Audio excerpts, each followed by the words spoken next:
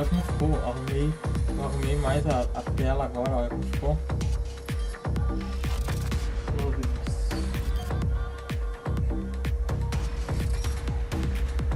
Ficou bom, né?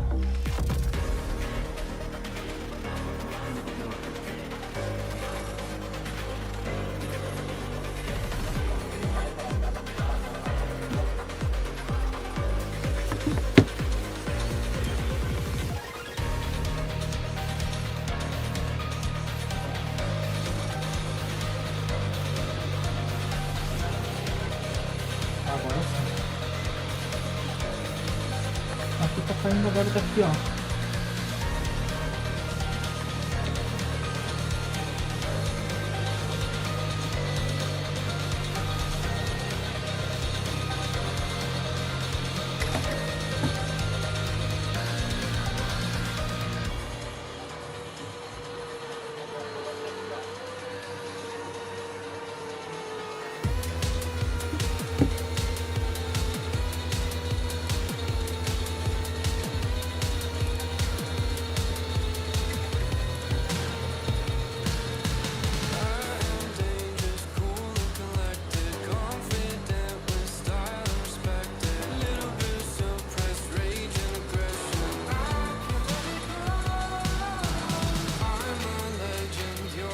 Não sei porque ele tá capturando o áudio, não sei não.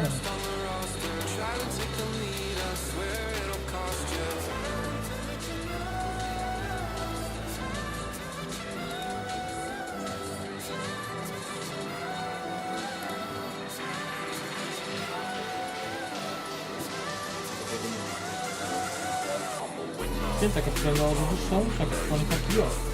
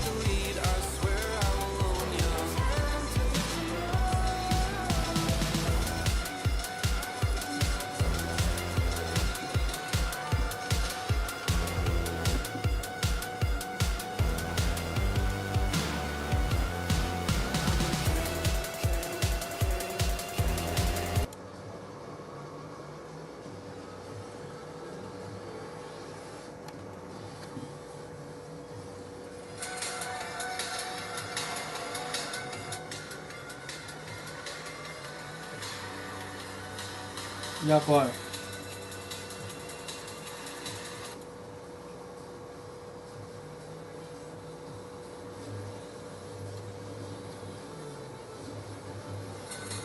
E agora?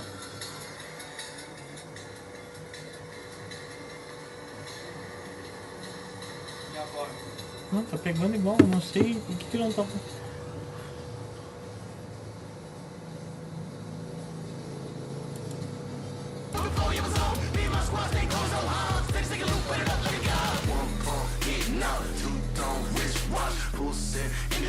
Because we can never stop. Earn this from the grit and the grind every day.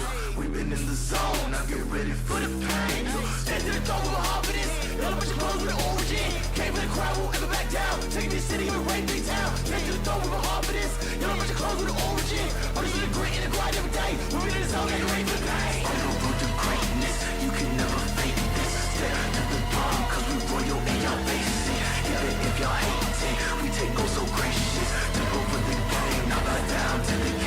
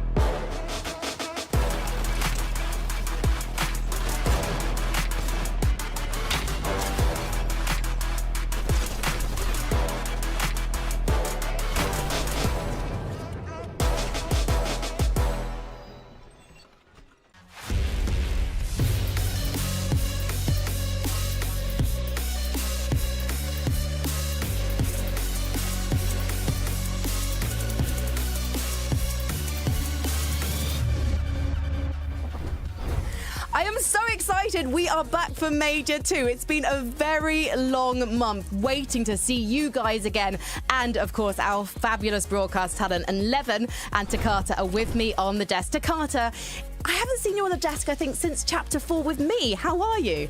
What's it like to be back? I'm good. It's been a minute. Yeah, Mini Miner gave me a call. He said, Tokata, listen, I cannot handle these two. I need you to sub for me. No, I'm just kidding. Mini Miner loves everyone on the desk, obviously, but it feels good to be back. Does he, though, Levin? I think he likes me.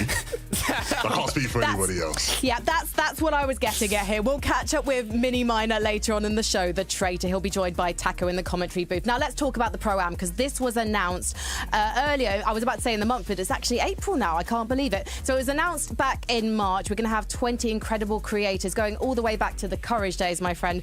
And they'll be competing alongside some of the best pros from the international world of the FNCS. They'll be playing at the Gallon Arena on the 10th of May. That's in Los Angeles. It's going to be hot outside. It's going to be even hotter in the booths because the competition in Reload is going to be fierce. So let's take a look at where this falls in the Fortnite competitive calendar, because we get 2 whole lands this year, 2 juicy lands, 2K. I've been wanting 2 lands in the Fortnite circuit for a long time. And you mentioned it being Reload, Frankie. That is so exciting for me. From the moment Reload came out as a mode years ago now, you know, I was sort of like, this has to be competitive in a way. I want to see a LAN in this. I'm so excited to see some of the best creators and pros competing together. I do want to ask, though, to Carter very quickly, who do you want to meet in the meet and greets? Because I know you're a Fortnite super fan, right? Yeah, there's meet and greets from creators, pros all over the world. You know, I haven't met Nick A30 in person. That'll be really exciting. It's been a long time since I've seen Aussie Antics in person, so there's a lot of names that I'm excited to see. Levin, I know who you want to meet.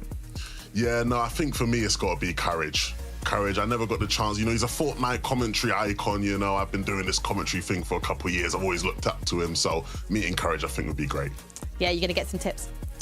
I need some from him, yeah. No, he's amazing. So he's been doing it a lot longer than I have. You are a pro. You're your own man, Levin. Let's head, though, to this exciting update, and you can find out how you guys are going to get your tickets. Are you ready? Welcome to the FNCS Pro-Am.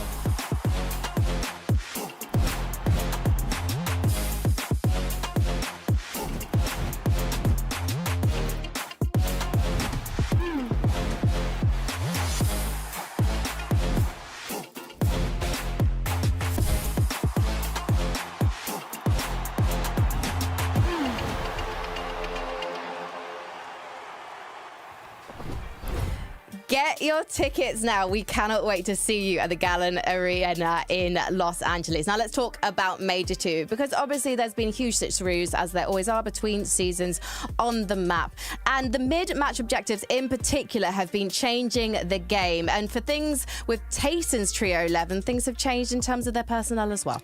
It wouldn't be competitive Fortnite in EU if we don't mention Tayson in some capacity. And this season, like you mentioned, he's playing on a new team. I wouldn't blame some of the audience for not noticing the change, right? But instead of Trulex, they have got Haris in instead. A slight change, which means a change in dynamic, right? Because Trulex was obviously an IGL. He was sharing that responsibility a bit with Tayson. Now Tayson has the full brunt of the IGLing responsibility, and he's got Chicho and Haris, 2 of the most exciting fraggers in the region alongside him. I'm super excited to see how he fares in that regard. You know, we always knew this team to be a super consistent team, Takata, right? When they were playing with Trulex, that was the thing we knew them for. Maybe not having as much firepower, but always having consistent mid games. And now that they've opted to land at Crime City, one of the strongest POIs in the game, I can't wait to see how they fare from there.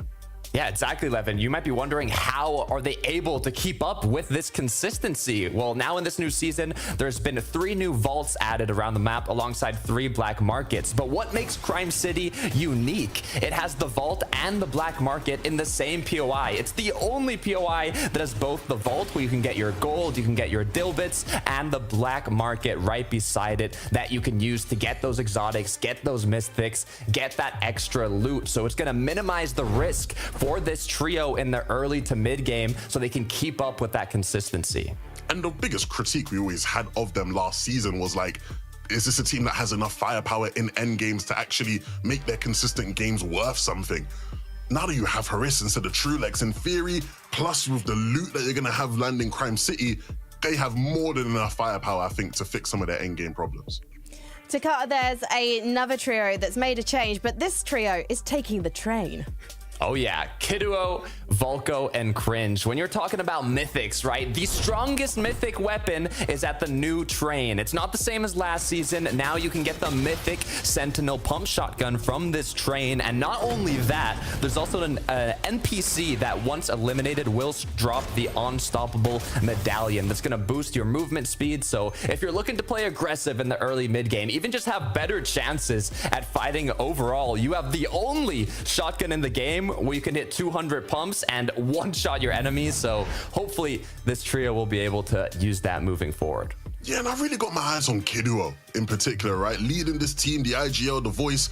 You know, Kiduo spent a lot of this season playing alongside Shark and Chap, and when he was playing with those two guys, you know, Shark and Chap, these are two of the most exciting names, two of the best, you know, up-and-coming fraggers in the scene. Everyone's looking at them as star players. And there were a couple people who said, oh, maybe Kiduo's going to hold them back, right? Is he going to be able to be a good enough IGL to put them in the right positions? And since they split up, Kiduo's been doing great without them, you know, the things have been looking good. And so I like to see him continue to maybe prove some of the doubters wrong and show that he is a top IGL. And with Cringe and Volko, the chemistry, the cohesion looks good. I'm excited to see what they can do. Takata, I know you're a bit an objective geek. So which of these do you think plays into a stronger game plan? Ooh, the train or the train or the black market. Yeah. Well, the thing is, the train has the best shotgun in the game, right? But it doesn't have as much loot as you get with Crime City. So, you know, there's pros and cons to it. We'll honestly just have to see kind of the play style of both trios. I think Tayson's one is going to be more consistent overall, but if Kiduo wants to frag out with his trio, then they have the capacity to do so. No, I think that's fair. I think that's fair. I think the big thing is obviously just in this lobby, right? You're trying to get a win or just be in the top 5 consistency. I think enough games with that kind of loot, you've got to think you're in the consistency places. So maybe just getting a win and getting it done early. Yeah. Well, we've got another win for you guys now because you might be missing Mini Miner on the desk, and I have to admit I am. But you're going to be blessed when we head into game because he's going to be casting with the wonderful Best Taco. So let's see them now. How are you guys? Thanks so much, Frankie and the team. But Mini, the ball knowledge is just so extensive on the desk. We figured, why not just bring that into the cast? So really excited to have you here with us, especially for this Group 1 kicked off. But I think picking your brain a little bit on a couple of other teams, one I got to start off with is Podesai, Esqueeze, and Artskill, because we know how much of a travesty they kind of had to deal with in that Major 1 final. So all they're really looking for at this phase is to get their seat on the battle bus for the Major 2 finals, and it starts with being uncontested, surely. Yeah, uncontested. They seem to have done pretty well whilst uncontested. They have not done that great when they've been contested. 30th place in one of the divisional finals when they were contested. 17th and 18th when they were uncontested. So I feel like this is a trio that are going to need to get a victory royale today. I think they have what it takes, but the consistency isn't quite there for them so far. So keep an eye out for that trio. And I was looking at the playlist. I was looking at who's going to be playing, and I noticed there's a Welsh player playing. So I'm going to be mentioning him. Of course, it's Cade. Of course, it's Iron. And it is Ivan, which is going to be playing today, landing down there towards the Masked Meadows area. Originally uncontested, so I was thinking, yeah, surefire, guaranteed victory royale for this trio, but now it looks as though they have been contested, Taco. And what's interesting about this is that both teams haven't really had that much experience together. They've just both got together going into the play-ins, and only Ivan has actually had experience in set lobbies landing at this drop spot. So really interested to see whether that can be just a bit of a free-for-all. Yeah, and Ivan's going to need all that experience because he wants to find his qual in his second ever FNCS finals. But fresh takes with some old and veteran players, but we'll see what more is going to have to take place for a lot of our other teams left standing here. So, Frankie, what have you got for us?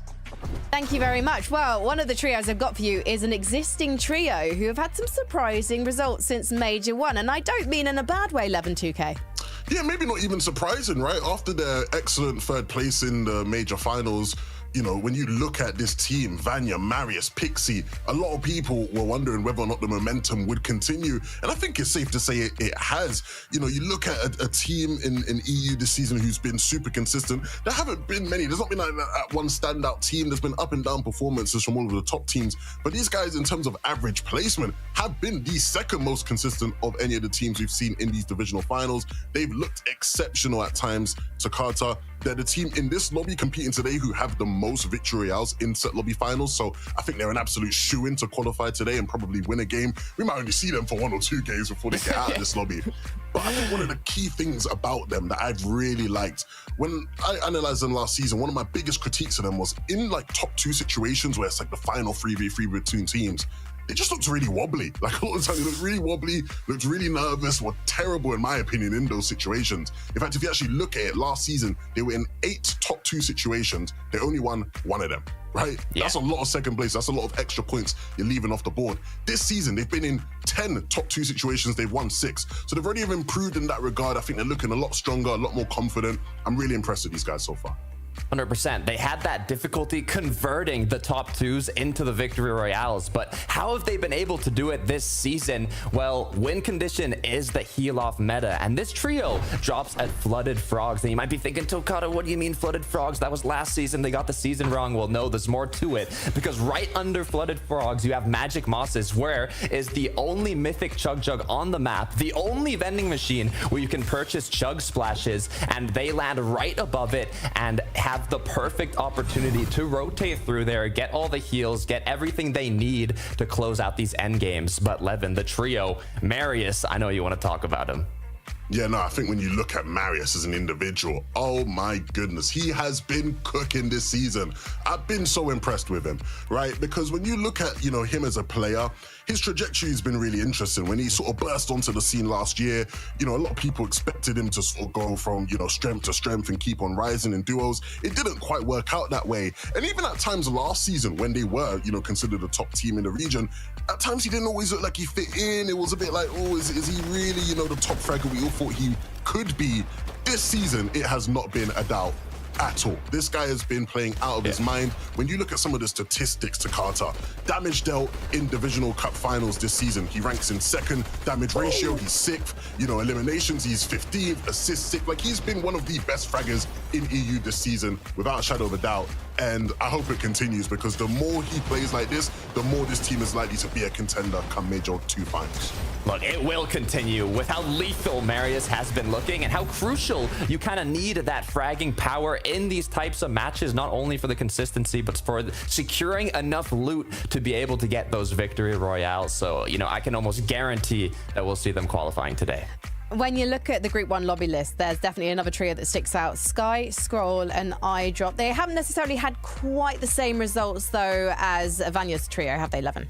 It's not been as high-flying, right? You look at the transition from like Major 1 to Major 2. Vanya, they sort of had a great end to the season and it's continued. iDrop's guys Scroll have had a weird season, because this time last season when we were doing Group 1 of Major 1, they were in that group and they were the abundant favorites, right? And they played really well, they qualified through, and I still expect them to do that today, being unconned at Shiny. However, the end of that season wasn't what people expected. They sort of had a bit of an underperformance, and this season they haven't quite been able to reach the heights. It feels like the honeymoon period might have ended a tad bit. They've struggled when being contested. You can see there on that graph, like, it's very obvious when they've been contested, they're one of the, teams that really struggles. They can't really get out of the bottom 5. But when they are contested, they can still be quite consistent, and they're one of the teams who has a lot of experience winning set lobbies this season. So I expect them to qualify today, but I do have my eyes peeled to Carter on whether or not this team can actually get back to some of the levels we saw from them last season, because it just hasn't been quite as impressive. Yeah, I love that you alluded to how they were doing so well throughout the start, but all it was that major final that got to them. The good news is they're uncontested today, so, based on previous performances, we should be able to see them qualify, at least through consistency, if not a victory royale. But what truly matters for this trio is performing in the major finals, if they make it there.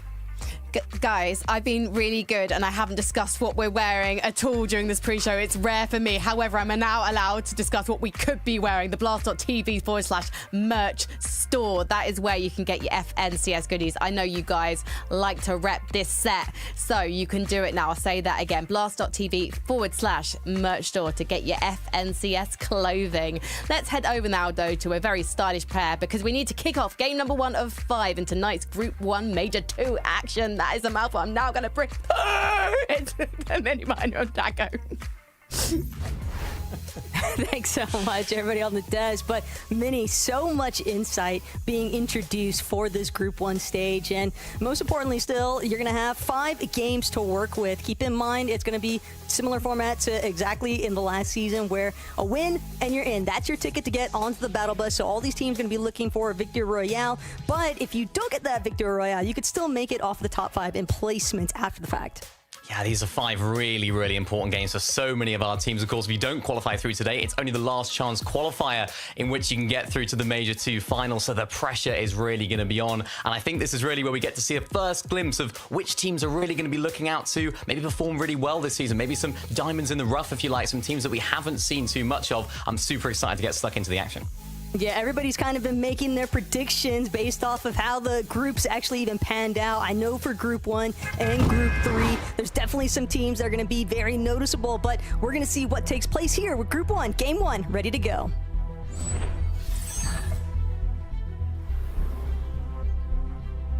And here we go. This is it. Group 1, game number 1. Major number 2, we're kicking things off in style right now. I think there's a lot of teams here that we would expect Taco to make their way through via consistency, via victory royales. But this format, this week, this group, if you like, has provided a few upsets in the past. So will we see another one today? Well, one thing's for sure is that you can expect to see a little bit of action taking place at some of the contested areas early on, at least until teams are able to establish whether or not some of these drops are actually going to open up based on which teams actually manage to work their way out with the Victor Royales. But as for right now, Firebro, Lone Wolf Lair, seemingly just going to be split right off the bat. And Sadie Monet, they're going to be a little bit deeper inside the building, but still kind of just trying to get their footing, trying to get a grasp on where exactly their opposition lies, because you can tell they want to close in. They're feeling relatively healthy. It's hard, though, when the proximity alert's going out. Yeah, we expect those sort of fights to be a little bit more passive in the first game, whilst teams just get a little feel for how things go. Of course, a team that's not likely to be contested today, it's Cringe Volko Kiduo. The analysts talked about it at the beginning of the day, how important this train is going to be for their strategy. They're cracking it open right now. The mythic pump shotgun that they're going to be able to obtain from there is going to be really important as well. Of course, as it continues to drive on through, they're going to be able to open it up, get all the loot that's inside. And I think this is a bit of a trade-off for this team. They're going to get less loot from this train alone, but they will, of course, have better loot, if you like, Taco. And what I like about this is, of course, the train spawns in the same place in every single game, so they know exactly where it's going to be, and they can get that pump every single game. Exactly. It's a super familiar train split for them, but still having to deal with some minor woes. Teams just trying to get a couple of Surtax across the match.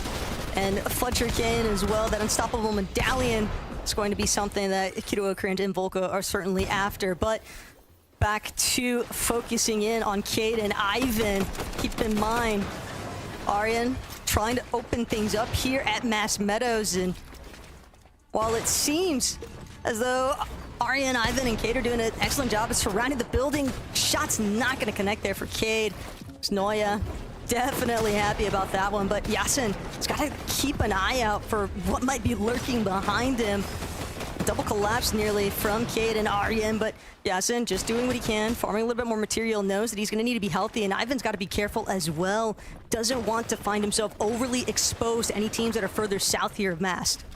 Yeah, and I think this is where a lot of these fights are going to be taking place here at Mast Meadows, just in that sort of main bank vault. Of course, that's what both these teams are going to be vying for. They're going to be wanting all of that loot that's inside of there. Of course, the dill bits to rotate to the north to get to that black market as well. Going to be so important, as it looks as though Cade's trio have just decided to back off. I think you're right there. They might have noticed there was another team coming on through. Frixify, Panda, and Ben. These guys are looking to try and close in on some players nearby, just outside of Brutal Bots cars right now. And it's these early tags that are going to be so important for these teams. Of course, getting that early damage done early is so important. Getting that Storm Surge damage out of the way is just so crucial, especially going into the first game of competition here. Problem is they were looking like they might be victims if they're not careful with that positioning. Rezoy, on the other hand, back at it with Khan and Ankido. They want a fight. They want to get some of that early surge online. But Outlaw Oasis proving to be a little bit of a difficult one to break through as far as an engagement is concerned. They know that there's a team up on the mountainside, so they can't afford to go for the high ground fully. They're just trying to collapse onto this team underneath them. Putrix doing what he can to delay as much as possible. Putrix gonna get a huge chunk out of his HP bar, and Kidoy knows he's got the knock. That's all it takes for the doorway to be opened here. Rizoi now knows full key-in potential. Gonna try and chase it down momentarily, but this is absolute catastrophe here for Putrix's team. Yeah, really great stuff from this trio, though. We know how good this team are at fighting. Their mechanical ability is great, and I think what was most important then for them there was just the fact that they were able to avoid the shots of Sky and Scroll on that hill that we can see right there. Of course, if things get a little bit messy, Sky and Scroll are going to be easily there to pick up some tags, but the way they're able to actually drop down, block off all of their angles, and take down the opponents right there was really, really effective. So good start for that team. It's almost the dream start. As now Vanya, Pixie, and Maris. This is the sort of strategy that we've often seen from this trio, roaming around their drop spot, looking for Storm Surge tags. Remember last year, or last season, I should say, they landed that sort of edge map drop down towards the factory, Kappa Kappa factory, and they didn't actually qualify from there whilst being uncontested. So hopefully for them now, they will have learned from that. The analyst spoke about it as well, just being able to convert those sort of top two situations into wins is going to be so vital for this team now, particularly in this sort of format where wins do really matter. But I'm excited to see what this team can do. I think they'll have a definite case to say they're probably the best team in the lobby in terms of their performances this season. And I'm excited to see what they can bring to the table. But one thing's for sure, Vanya maybe getting a little bit more of a haircut than what he'd bargained for initially. Stormy, not exactly the friendliest barber, but it's all about that early surge damage.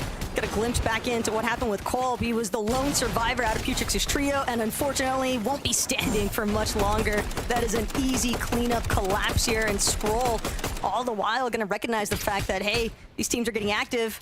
We might have an opportunity to go for our damage, but it's just gonna be Dinas.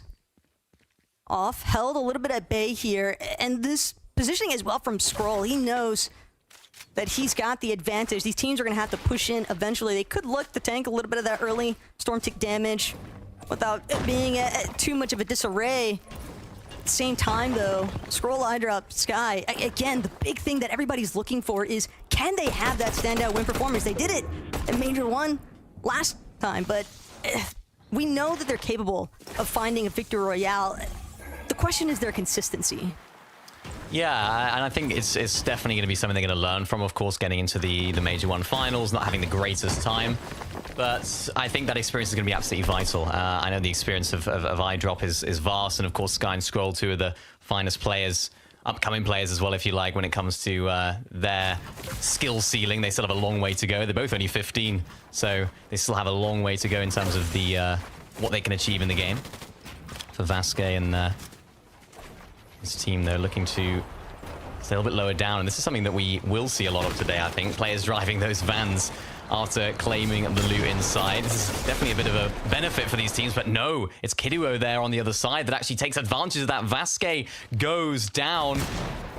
So does his teammate as well. It's Cringe, Kiduo, and Volko that we know how good this team can be when they're fighting. You can see it in the inventory, mythics galore, and they're really making the most of it. 2 eliminations right there.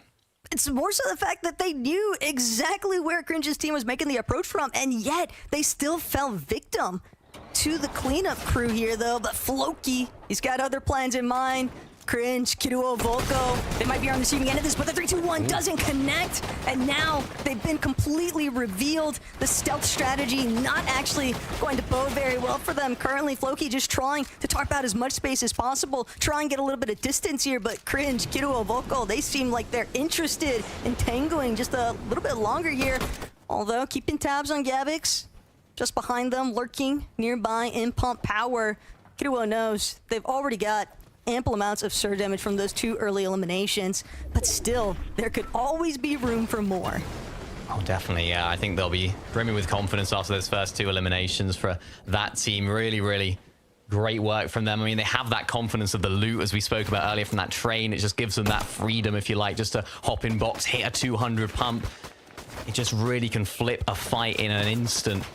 There's now Dexy, Artist, and Hutty just outside this sort of Seaport City area. These guys, of course, land at the factory. which I spoke about earlier, hasn't quite generated as much success in history, but what they're able to do from it is what's most important, as they're just trying to take advantage of those players sort of boxed up inside of Seaport City and around the other areas. Of course, they'll also be looking back at them.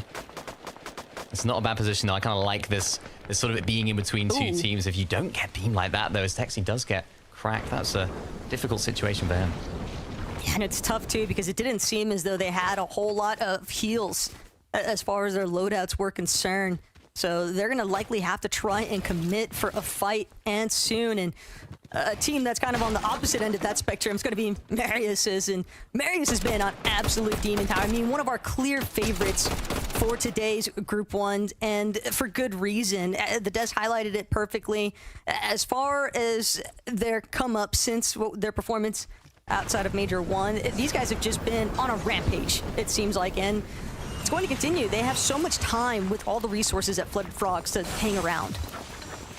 Sure. So now we get to see this fight for Cade, Iron, and Ivan. Just outside of Mars Meadows here. I think we'll see a lot of these sort of fights taking a little bit longer, as they're sort of round 2 of the fight that we saw at the bank. It's Neuer's team that, of course, that will be contesting them all day. Just trying to find angles here. See Cade trying to do that, Iron as well.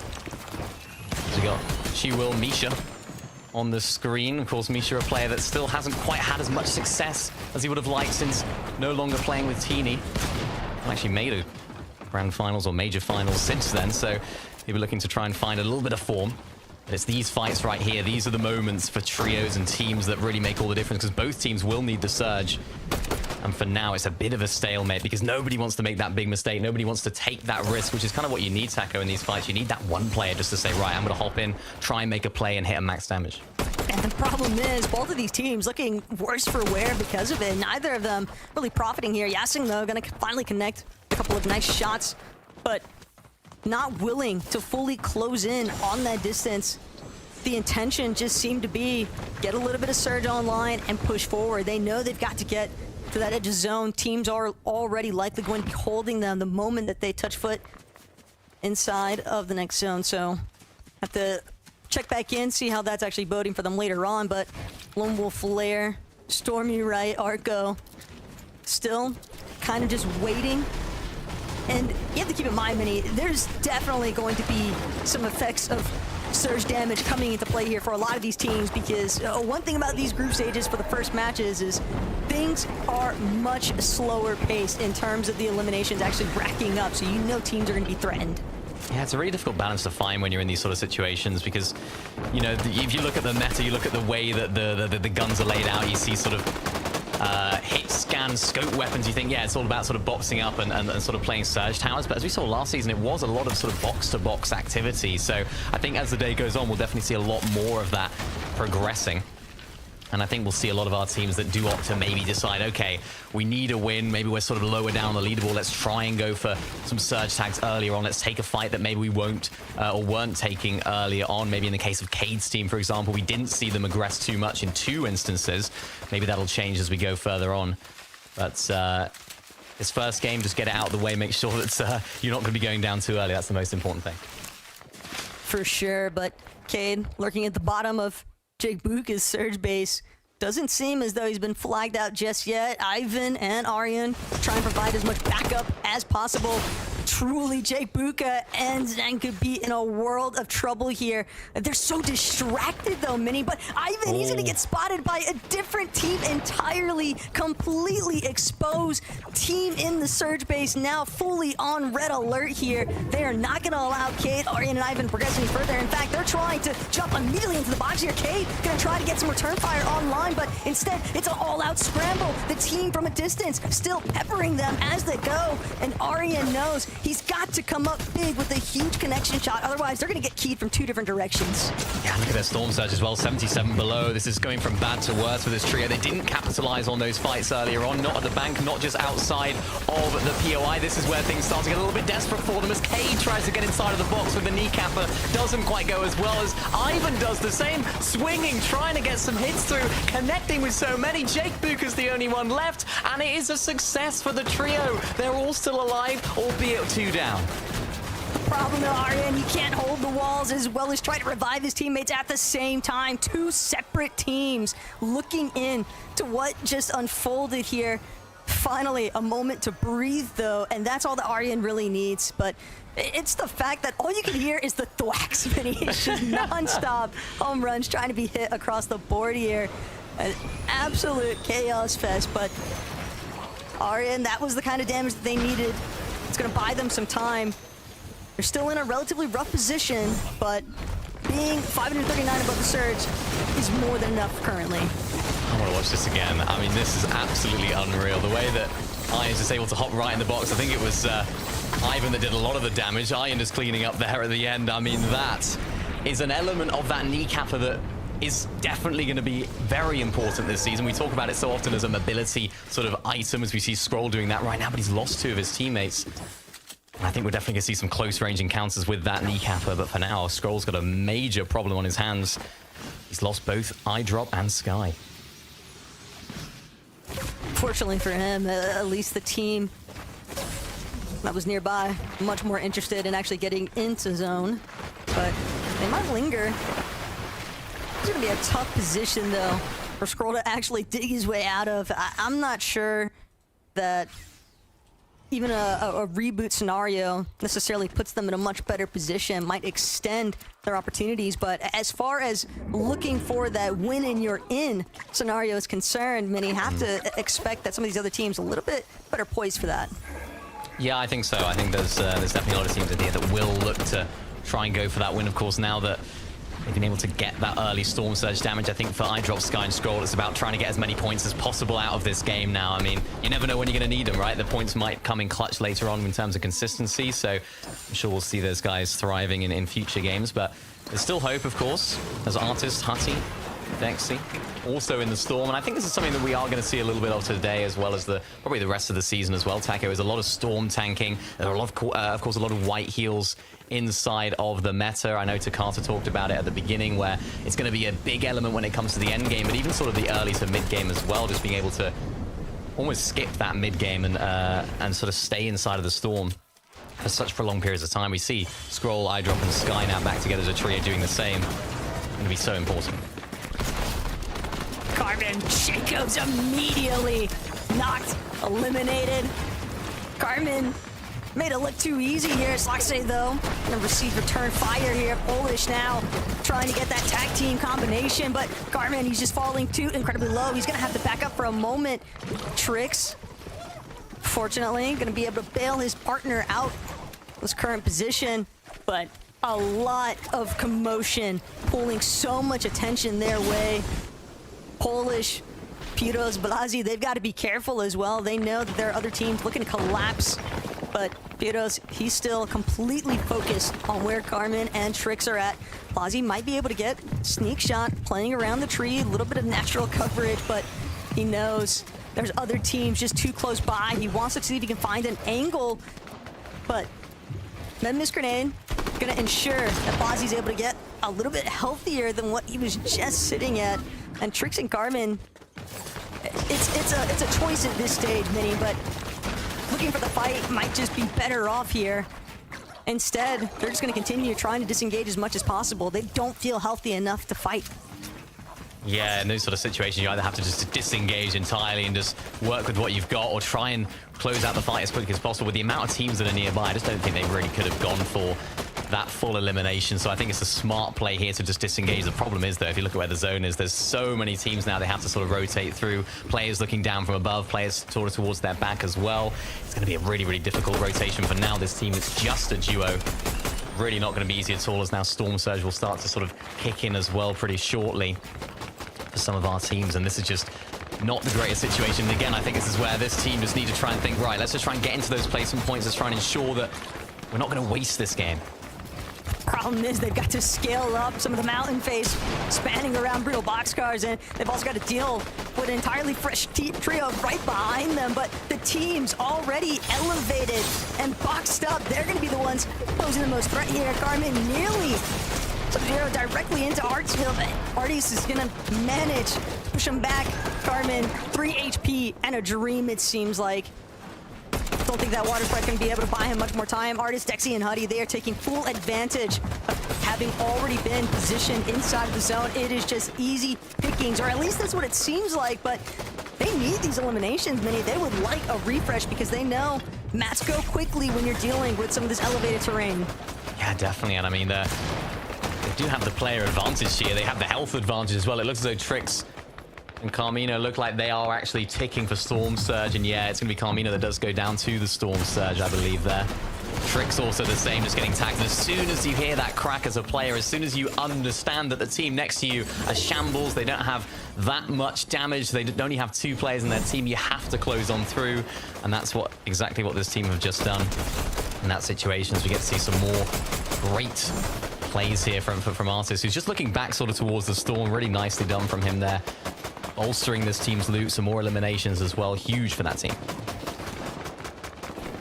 Tayson, on the other hand, he's what they need to connect with most is those late game refreshes. That is something that Tayson and Chicho have notoriously struggled with.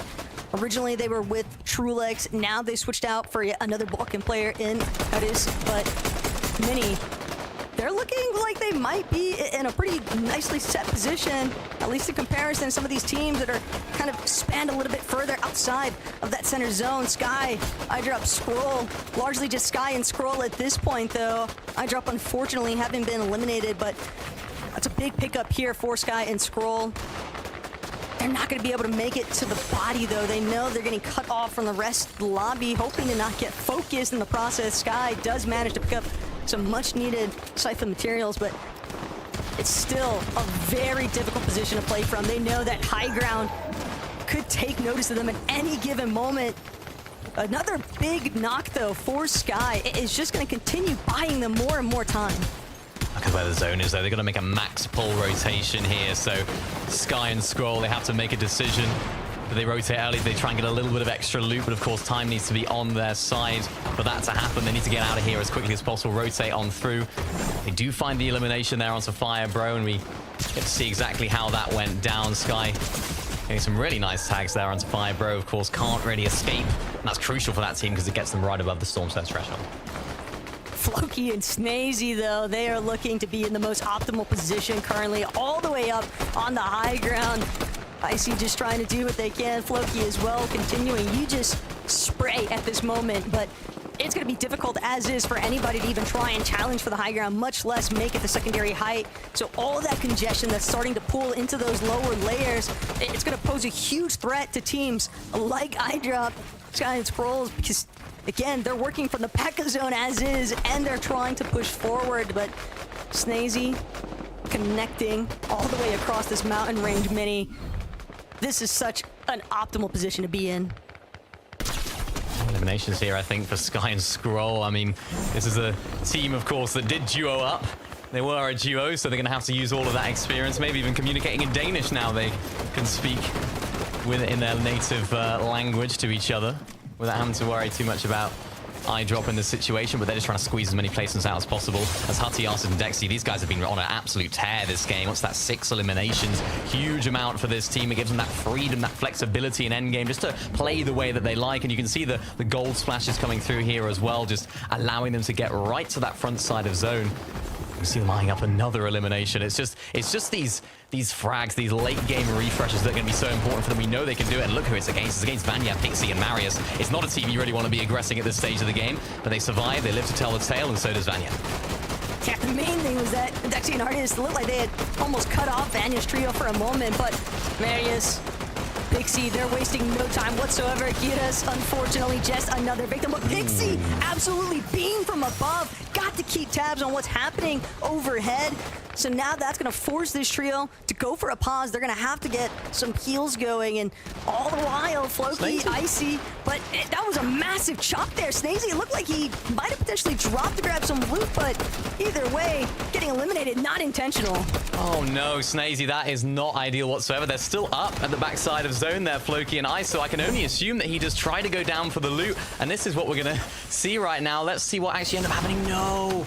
It's a mistake, it's a misplay. You have to run, you have to sprint using that kneecapper to avoid the fall damage. And I think he just pauses just as he's about to fall down there. And unfortunately to his demise, but now this opens the door right wide open for Hutty, Artis, and Dexy, who now see that there's only a duo up on height. This could be their time. We saw them getting so many eliminations. Fall damage again for Floki. It's all come crashing down. And for that team, they're going to have to rethink going into game 2.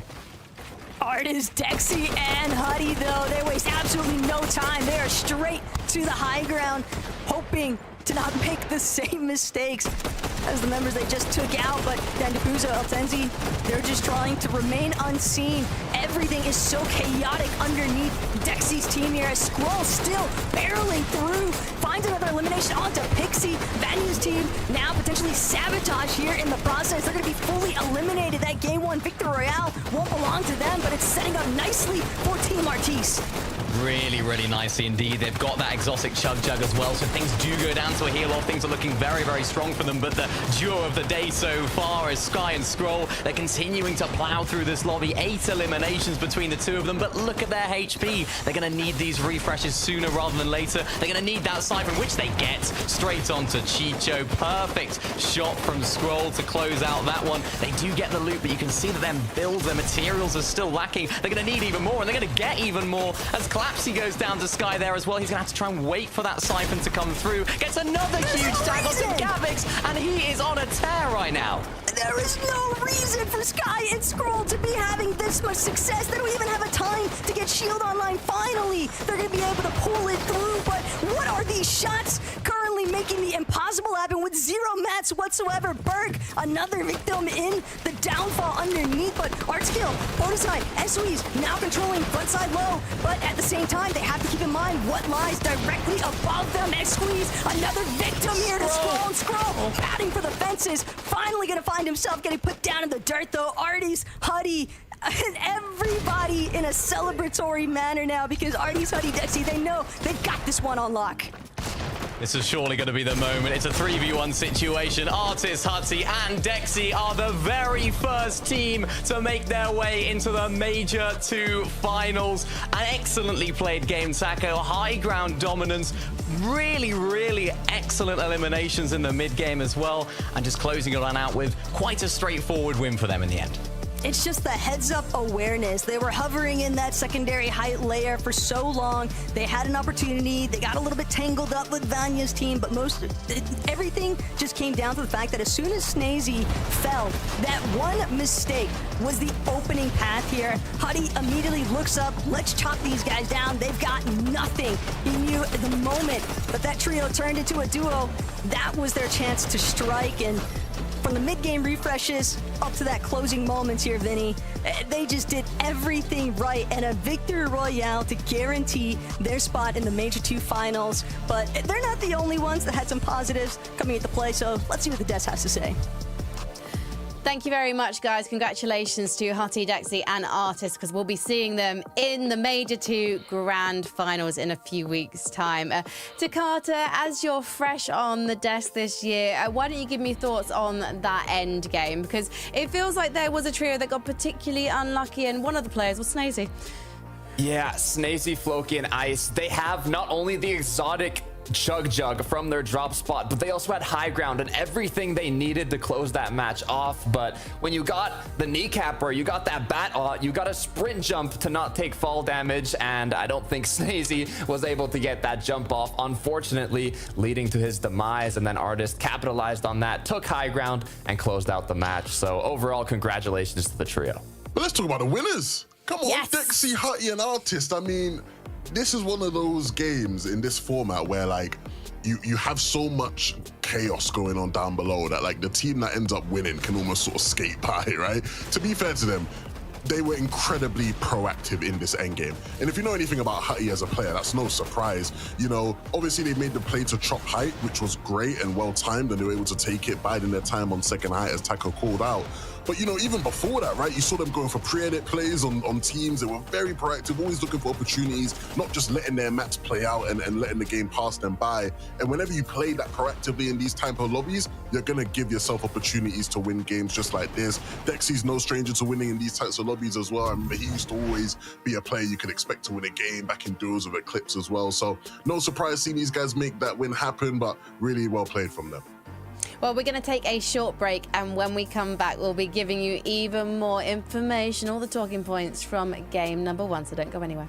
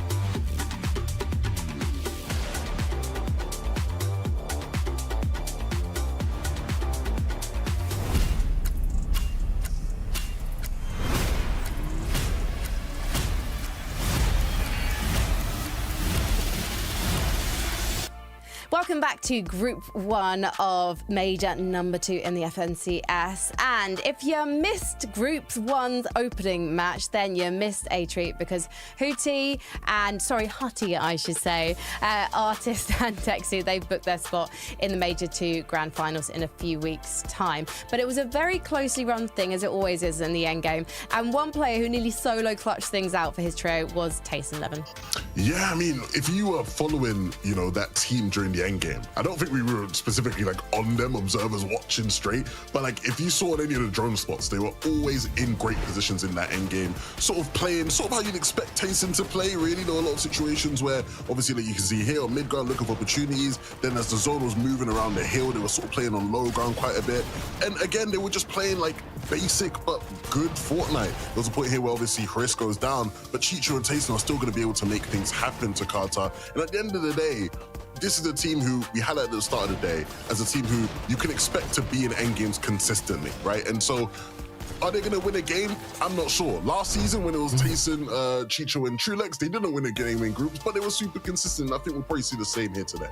Exactly. This trio is perfect at minimizing risk, right? Like you said, and we mentioned earlier, they play incredibly consistent. And in my opinion, they're going to at least qualify through consistency if they don't end up getting a victory royale before that. So seeing them in the top 3, top 5 is going to be a pretty common factor for the rest of these matches. Well, let's take a look at the standings and see where Tayson and his trio have got to. And they are currently in a not too shabby 4th position. Just the 4 eliminations. Is that something you think will kind of get a little bit, I guess, into the double digits as we move forward to Carter for this trio? Yeah, 100%. I mean, it's all about minimizing risk, but when you're talking about risky situations, another duo or trio, sorry, I mean, I said duo, I got it confused because it's Sky and Stroll. I mean, they lost eyedrop way, like even 7th or before 7th zone, but that duo chemistry was showing strong. They were eliminating player after player, continuing all the way throughout that late game, having lost one of their trios already, 11, but it wasn't a problem for them. Yeah, look, obviously, big up to Dexy and them lot for, securing a spot in the finals. But this was the highlight of that game. Sky and Scroll spent a lot of that end game, not just as a duo, but without any shields as well. Like, they were alive for so long without even any shields. This elim here that Sky gets is just ridiculous. Like, there is no way he should be alive in that position. They survived for so long. You mentioned the duo chemistry that these two have. I asked questions about whether their form was going to be as good as it has been last season. If they're starting to pick things up now and if they can keep playing like that, they're going to shut me right up. It almost felt like a miracle though, boys, because Scroll was on his own in Zone 5. He was able to res Sky and then the magic truly happened. I just wonder, thinking about the brains of players when that happens, do you think when they're able to at least get that res and when the game was almost finished for them, do you think they kind of go hell for leather in that final end game, Levin? They're just like, right, we're lucky to be here. Let's just like risk everything and kind of run it down almost. Yeah, I think there's different approaches from players, right? I think it depends on sort of your confidence level, how you rate the lobby around you, because it's like, yeah, some people are like, okay, we're a duo, let's just try to get the most out of it and survive as long as we can. Others, like Sky and Scroll in that situation, just go, well, we're still two of the best players in the lobby. We'll do what we like. I don't care that we're a duo. We will do exactly what we like. And yeah, I'm excited to see if they can transfer that still while playing as a trio as well and having eyedrop there as an extra bit of firepower. That's what I love about trios too. Sorry to cut you off, Frankie, but it's just even when you have that duo chemistry in the trios format, you're still able to do so much and get so far with so little going into the later parts of these matches. I would love to see how fraggy Marius was getting, because we talked about the fact that he's one of the best fraggers, if not the best fragger in this lobby.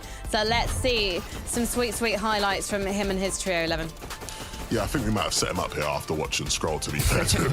It's like, I don't think he's going to quite reach those levels. But, this team was a team that we saw in that last game, in the end game. Again, they're a team I think we can expect to see win a game. They're going to be in these end games. They're going to be fighting for power positions and taking up a lot of space in these lobbies. And they have all the firepower and the talent to do so. Got caught off a bit here at times in this end game. But, it's the first game. Let them warm up into it. He ain't got all 6 games. I kept getting that confused at times last season. But, they have a couple more games to sort of find their rhythm here. Yeah, sometimes you just want to get a bit more practice in. Maybe I think it was Huddy, Dexy, and Artist that actually went for some pre-edits onto Marius early on into that end game. So they had a lot of trios attacking them, but they still made it very far. Can I just say, in position 3 right now, so Art Skill, X-Squeeze and Podesai, so Art Skill's just come into this trio, as the casters mentioned earlier. This is a trio I'm expecting to see more frags from, because I spoke to Podesai for an In the Lobby earlier this week, and Podesai was giving it the big chat. He was like, it's the Poda split. I can't do the French accent, I don't want to offend everyone. But no one's going to come up to the Poda split because we're so good off spawn, we're so good at fighting that no one wants to challenge us. But you know what, only 4 elims, boys. Yeah, okay, fine, you made it to the end game, you played a really good, intelligent game, but I still want to see you showing off. I don't know about you guys, Dakota. I'm going to be nice to French people since I will be in Lyon, so I'm going to say only good things about my compatriots. Oh, mon ami Levin, c'est très ennuyeux aujourd'hui. Let's go to our casters for game number 2. It is ready with Mini Miner and Taco. Thank you so much, Frankie. No French from us, but we are ready here for game number 2. I mean, Taco, that very first game didn't disappoint. It seemed to have it all, but now I'm ready for game number 2. Let's get straight into it. Yeah, you want to talk about action picking up in the final moments. Game 1 certainly able to deliver, knowing that we still have 4 more matches here to deal with, though, Minnie. Some teams now having a chance to kind of let things simmer out, get a little bit more of their nerves about them, but some of these early game engagements might get a little bit more aggressive off rip here. Lone Wolf Lair, Fibro, Kente just trying to escape, but Monet, he's actually the one on the run here, just doing everything he can, parkour every which direction to get out of Kente's sights, but still, Sadie knows he's gonna have to provide a little bit of backup here, but Monet just straight into the perils of the same team. No escape here provided just yet. Playing this in a 2 versus 3 though. Oazy not gonna give up hopes just yet. He knows the other team still a little bit weak. Yeah, much different complexion to this off-spawn fight than what we saw earlier on in the very first game. It's all started to go crazy at the very beginning. It was a little bit more peaceful in the first time out. Kentic, Fibro, and Chucks look like they're able to close on out and hopefully for them finding this final elimination without too much concern. Sadie there with the pump and dump is always gonna fall short to 3 players, let alone with some better loot inside. But that's a really nice start for that team. Of course, we saw them struggling at the beginning of the day to really get a hold on it. But no, this is it. This is where Kappa Captazao was uncontested, of course, after that first game victory for Hutty, Dexy, and Artist. A couple of teams now landing here, and it's all starting to boil over. Everyone's starting to fight. Yeah, nice return pick off though from Sharif. Not going to be able to find that full elimination just yet, but you can tell he wants it still. Trying to be mindful. He's got Finn backing him up, but New sitting in the underbelly of the Kappa Kappa factory, and Sharif knows he's got to get a move on. It's 2 versus 2, and that's all it takes. Finn gonna find that next elimination here, but first and foremost, Shakiru just bouncing on by. Finn nearly on the receiving end of that one, and Sharif gonna now be forced to play the defensive measure. Difficult situation right there. I mean, it's difficult when you're playing in a drop spot that you don't necessarily know as much. I mean, of course, this is what we're going to see today. We might see teams switching up their drop spots to try and land a new drop, but no, Jonah gets absolutely lasered by Finn right there. That was unbelievable. And it allows them to finish off that fight nice and early so they can hopefully get the reboot going here. But we get to see, I think, from the other angle here as Finn just sneaking around. And again, it's these little aspects, these little intricacies of these drop spots that you're not necessarily as aware about that really are important. They show that when you're landing at a new drop spot, especially in this sort of format. Yeah, they're not the only team being contested here either. Yasin just breaking into the wall here. Nisha had no chance to really even respond. Cade continuing to close in. Cade actually going to be knocked as well. Eliminations cleaned up across the board here as Yasin going for the double revive now, but a big play through Mask Meadows, Mini. That's going to open up a huge doorway as far as being able to play Black Market and everything else is concerned. Yeah, again, a much different sort of way that fight went about in this game. We saw a lot more aggression that time, and we saw, of course, a team coming out on top, which we didn't see in the very first game. So already some key differences here in game number 2.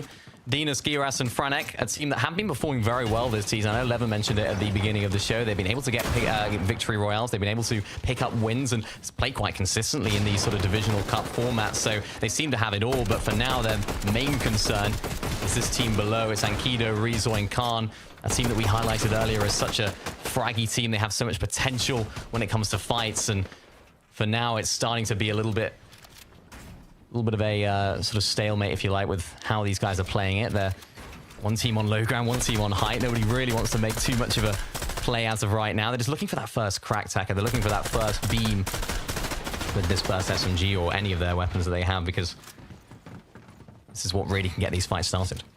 Problem is, the longer this goes on, the worse off and both teams are going to be for it already. Frenek doesn't even have any materials left over, just kind of depending on his other teammates to sort of play those defensive positions. Surely only a matter of time, though, before we get a conclusion to that exchange. List of shiny chefs, though. Sky, Eyedrop, Scroll, looking to continue their tear from that first match. And unfortunately, it's going to be Telio and Snake that are just trying to see if they can even escape in the first place. They are being fully pushed out of the map at this point. Yeah, this is really nice here from Scroll. You can see him just getting a much different angle to the rest of his teammates, and this is really what's helping them pick up so many tags. You can see Sky from the other side, and Scroll just finding a different angle to beam from, gets a couple of cracks onto the opponents as Tilio, Snack, and Etsy, all they can do is just run away. Of course, with their proximity to Shiny Shafts, I think Sky, Scroll, and iDrop just see this as a perfect opportunity to pounce, and you can see why. Of course, Sky leading in terms of damage in that very first game. I mean, what a performance it was from them. I think that's going to give them so much confidence, so much momentum here going into the rest of the day. Especially if they didn't already have it, which I'm hard-pressed to believe it wouldn't be the case. Sky and Scroll, they've been heavily commended, and I think that first game was the primary example of exactly what this team's capable of, but we need to get a little bit more of that eye drop into the mix. And once we see all three of them going crazy, that's where I think the true success points will really start to come to fruition here. Cringe, Volko, and Kiruo, though. Scenic views over by the Magic Moss's Black Market. We saw them in a pretty strong position throughout the majority of that first lobby mini, but things kind of just fizzled out for them. Yeah, I think they could do with a few more splashes, though. Only got about 6 between all of them, 6 stacks of them. As now Franek, Dinas, and Giras, this is a fight that we saw earlier on. A fight that wasn't really a fight, to be honest. It was a bit of a campsite, if you like, between all the different players, but now things are starting to get a little bit more aggressive.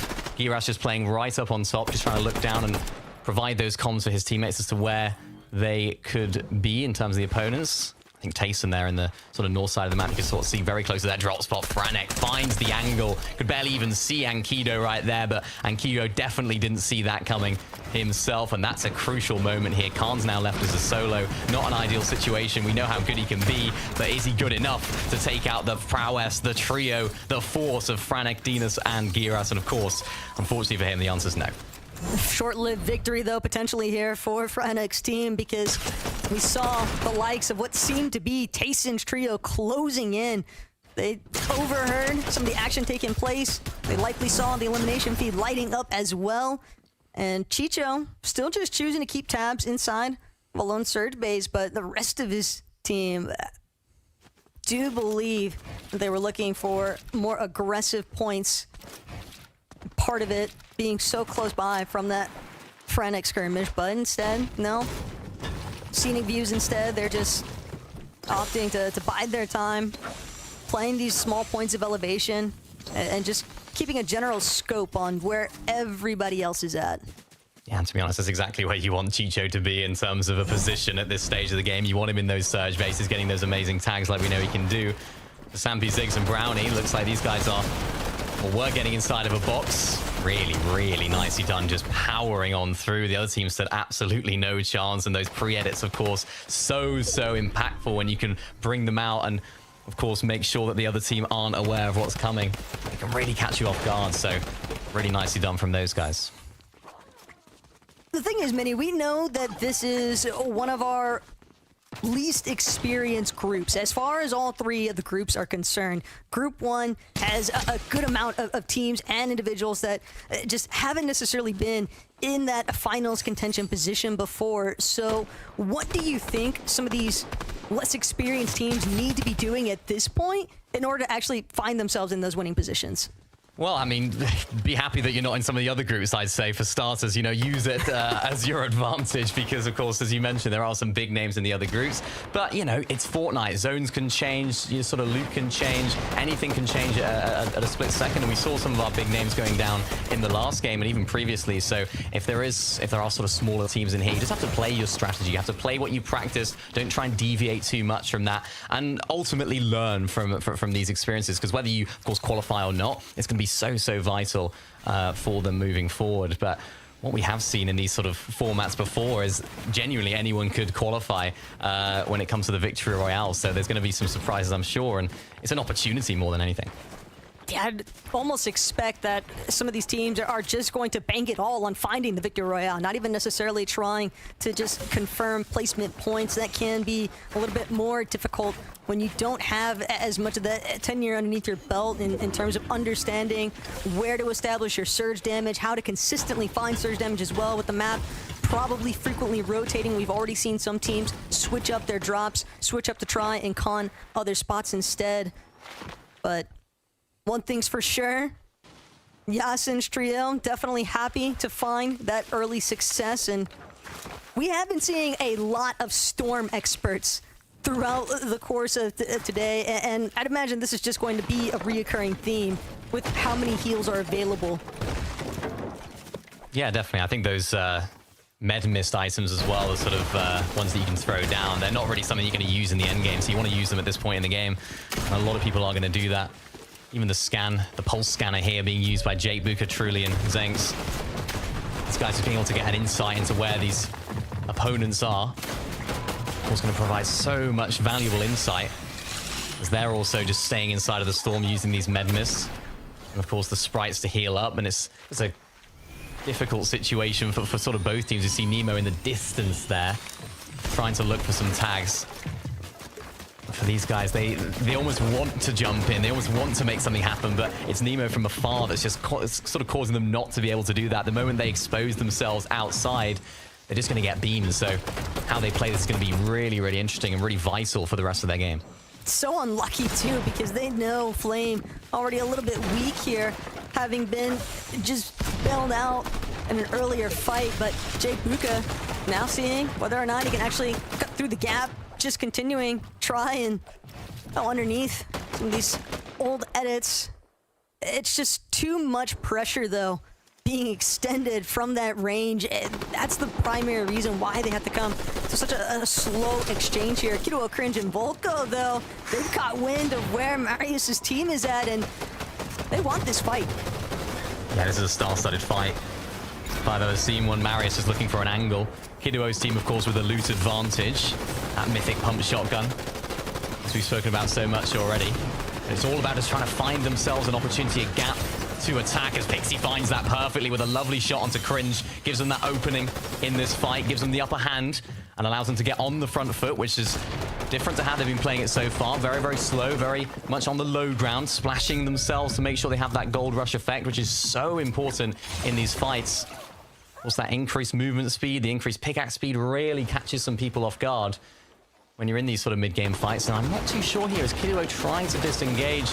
It's sort of 50-50, and they may be stuck in two minds. I think that's what they want to do. I think they've understood the ability of the team on the other side. Pixie's not going to miss those sort of shots. And it looks though, yeah, they are going to sort of disengage. But a solid fight there, particularly for Marius, Vanya, and Pixie, of course. Looked like they were on the better side of things there in terms of damage. Still, can imagine that they would have preferred to just get a clean elimination wipe onto Cringe. It's so unlucky that Pixie wasn't able to actually close in any further after getting such a well-placed pump shot. That is Tayson and Chicha, though, spending all of their time inside of Crime City's black market. That's the benefit of having control of such a prime resource. Turf, you can just stick around as long as you want. Jake Buka, on the other hand, he's getting caught in another exchange entirely, only this time it's in a duo performance scenario. Zen knows he's got to reunite with his other teammate. Jake Buka just so incredibly low, but this team not willing to let up the pressure. Etsy can smell the fact that they've got clean eliminations here. They just need to close in. Remember, Etsy's trio were running away from iDrop, Sky, and Scroll at the beginning of this game, so they've really been able to move up in the world since that difficult situation. What a pump shot onto Jake Buka, and secondly, onto the other player as well. Zenx had absolutely no chance there.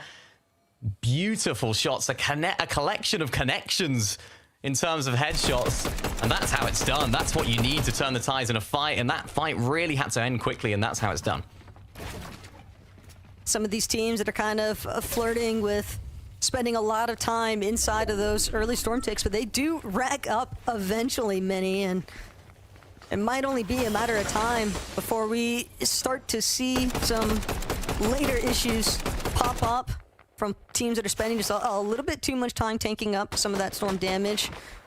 All the while, Squeeze, Podesai, Artskill, they weren't able to convert Game 1 into a victory royale, but second place is a pretty stark improvement. Consistency has been something that has definitely plagued the French trio throughout the course of Major 1, and here they could get a really strong start. If they're able to just get that victory royale, then everything can just be focused on the Major 2 Finals game plan.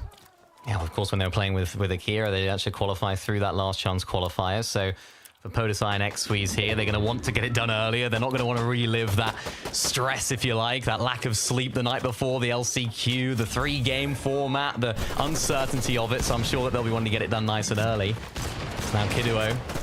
Part 2 of the fight that we just saw. It's Vanya, Pixie, and Marius. Inside the box goes Kiduo. Pixie goes down as well. It's all up to Marius to solo clutch. As Cringe goes down as well, it's Kiduo and Volko against Marius. And this is a huge, huge fight against two huge teams. That's a big blow, though, from Marius. He's going to make sure to at least get the full elimination onto Cringe. Volko, Kiduo now trying to fight back, but this is what Marius does best. He's been on demon time this entire season so far, and this is the reason why Volko now down to his last sliver of HP, and it's not going to make a difference. Marius comes out on top. This fight was inevitable, Mini. We knew that these teams were going to have to clash again the moment that they first tangled over by Flooded Frogs, because they wanted control of the heal resources nearby in Magic Moss's black market, but it's the fact that Marius is able to find these consistent cleanups that are going to make a huge difference, because the reboot now comes back into play. He's just 1v3'd. He is just 1v3'd Volko, Cringe, and Kiduo, albeit with a little bit of help from some damage from Vanya and Pixie, but the analyst spoke about it at the beginning of the day. This man has been on fire this season, and he doesn't look like he's showing any signs of slowing down. As you correctly mentioned, it's all about now whether that team can sort of pick up the pieces now and get the revive off, but absolutely crucial couple of shots there from Marius, and that's what you need in the team. You need your fraggers to step up at the big moments. And stepping up is something that Tason's team was certainly starting to do in that first lobby. They know they got another team directly above where they're currently fixated on this hillside. Putrix, Kolb, just trying to get whatever tags they can, sprinkling across the board. Shaco's, though, in a whole world of hurt. The surge storm damage just posing such a huge threat for this fight, and Gabix knows it. He wants to find this next elimination here onto Shaco's, but Shaco's fighting back. Ricky gonna get knocked completely unexpected here. Gabix instead gonna come to a full halt here. He's gonna leave it up to Belou to close this one out, and you would think health advantage in his favor. Ayad, only one more shot is needed, but a full reconverge. A trio standing tall. They recognize the fact, hey, 2 ticks coming into play. We've got to get a move on into the next zone. Yeah, huge decision right there for that team. Ricky does go down, though, so Shaco's manages to pick up the Siphon there as well.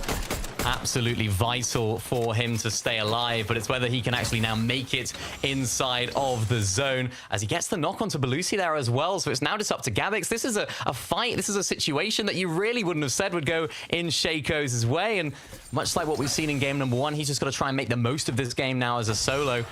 As there's Belusi's loot he's going to be able to pick up. And that's really turned the tides on that entire fight, Taco. I was not expecting it to go that way. And look at that, the zone pulls back as well. So if he can make it in, he will have the zone advantage. I just don't see it happening. Lack of whites, lack of time, I think, as well, as now the 5-tick starts to come in. He's spraying, trying to find any sort of tags, but it's too little, too late for Shaco's, who's going to go down in the storm. But a valiant effort. He said, if I'm going to go out, you guys are coming down with me.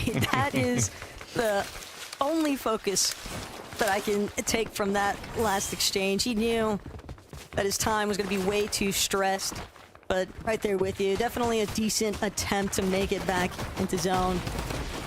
But that storm tick damage, it really does build faster than you'd expect. As Howley, Eltenzi, Dendipuzo now looking to see if they can squeeze their way into the next edge of zone. They're trying to avoid some of the congestion that's starting to build towards this west side.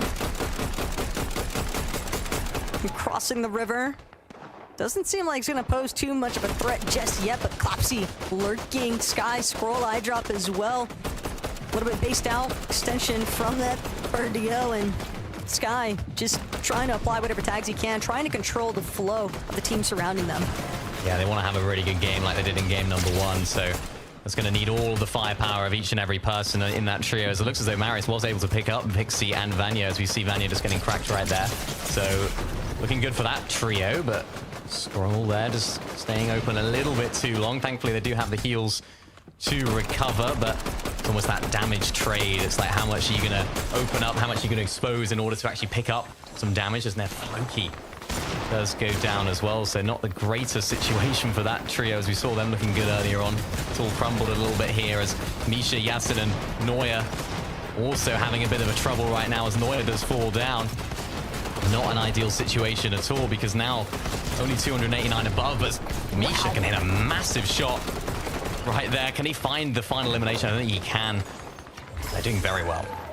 The fact that Yasin's even able to just immediately go for the follow-up, but Vasquez might be able to actually get the double revive. Atmo brought back into the mix, so could have been a huge moment. Instead, that revive gonna just extend a little bit more time there. It's just the way that Vasquez's team, though, they immediately hurtled themselves towards that front side of zone, just trying to get ahead of where the rest of the pack is at, but still, it is an uphill battle, almost quite literally. As Artskill, like Squeeze, Podesai, keeping tabs. Got a little bit of elevation to work with as is, but they want to make sure that they're the ones actually controlling the high ground. You see a little bit of some excellent knocks, some damage. It's going to be absolutely crucial for this team. You can see their sort of Storm Surge there just flying up. Very important at all stages of the game just to keep progressing. And look at this, though. I mean, Marius, of course, with those eliminations earlier. That Mythic Pump is going to be absolutely important to his, seem vital to his gameplay. You get to see him popping off in the end game, I'm sure. Altensi, Dandy Puzo, and Howley. Also on that sort of low ground section of the map. And this is really where these gold splashes will come into play, just running. So much of this season's end games are just about running to front side, making sure blocking off angles, trying to make their way into the zone, building in full metal to ensure that nobody is going to be spraying them while they have the materials. Why not use them as Podesai? Key Artskill, I should say, and X-Squeeze are building up for height. So let's hope that we don't see any further fall damage potentially from some of our height teams today. Well, for Podesai, it starts with a good connection, just continuing to commit so much hard material towards that high ground. It's going to be very difficult now for the teams that were kind of straggling further behind to even question or break through into that secondary height layer. Artskill also continuing to look back, but we saw most of the materials on Podesai and his Squeeze, but Artskill just wants to apply pressure.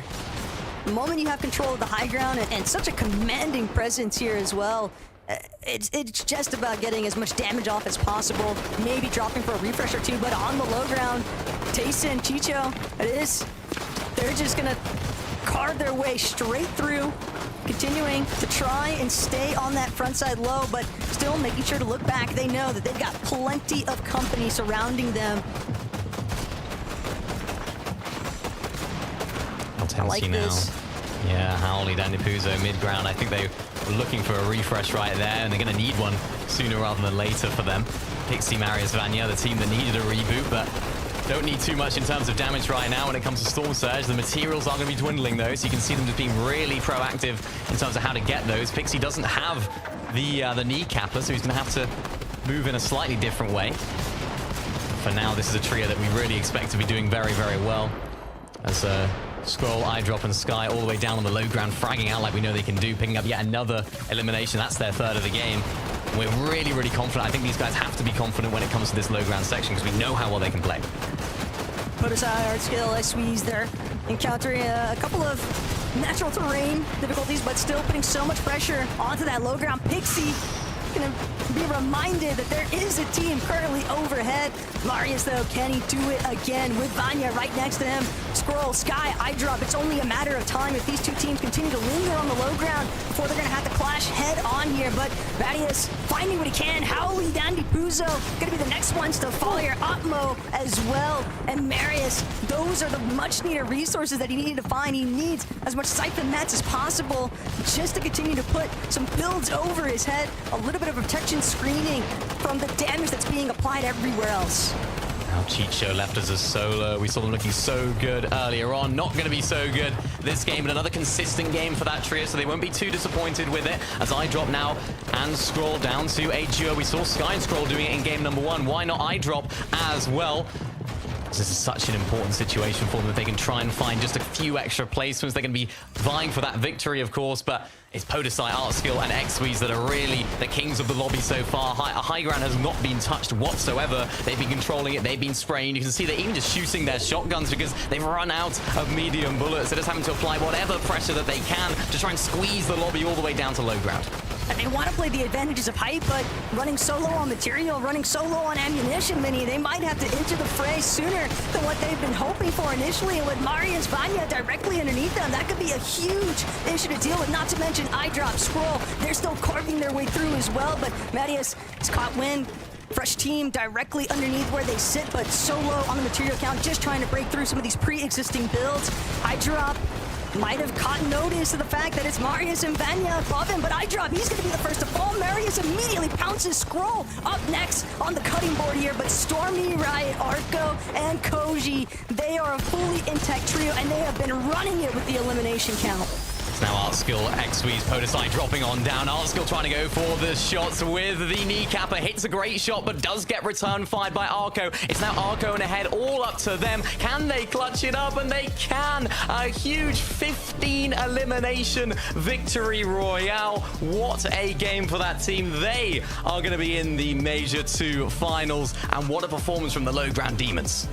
They were just able to continue racking up the eliminations, just barreling through that low ground Mini. And it's impressive when you factor in that it's largely just the fact that Height didn't have enough ammo to appropriately spray down onto these lower layers. They needed more ammunition so that they could further suppress. Instead, Stormy ahead Arco, they just take full advantage of the fact that they were just one of the only trios left standing at this point, and kudos to them, because now they've secured their ticket to the Major 2 finals. I'm sure that they've got to be ecstatic about it, but what do Frankie, Levin, and Takata have to say?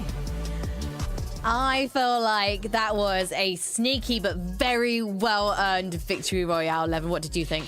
No, absolutely. You know what? I'll be honest. Seeing Stormy right again, getting himself into a major finals is super impressive. A veteran of the CIS Fortnite scene, and he's picked up 2 young players from that region. And you know, out of Wiffy Wolf picking up the win here with a lot of elims as well. It's not like they've just like snuck on by, right? You know, like they were popping off there towards the end. Fair play.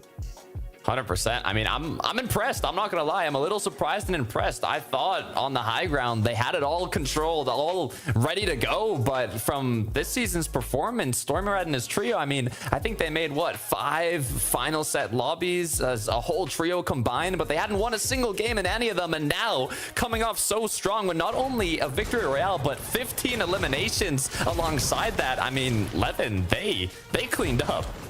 No, they played really well. Really tough game.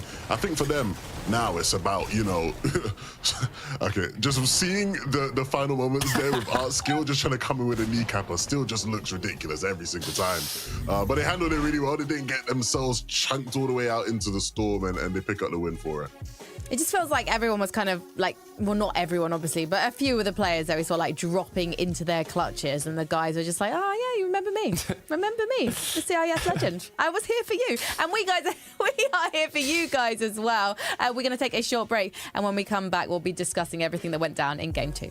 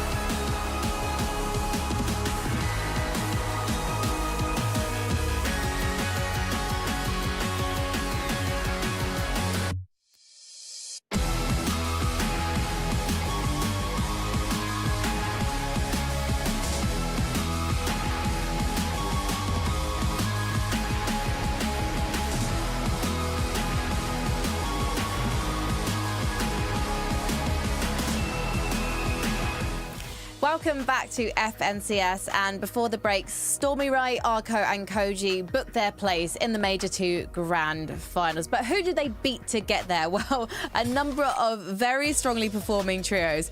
And first of all, I think, Takata, we've got to talk about Podesai, and I nearly said Akira, but actually they swapped Akira for R-Skill this season and X-Squeeze, because this is a trio that so far have managed to make it to both end games, but falling short slightly, even though they got the high ground for free.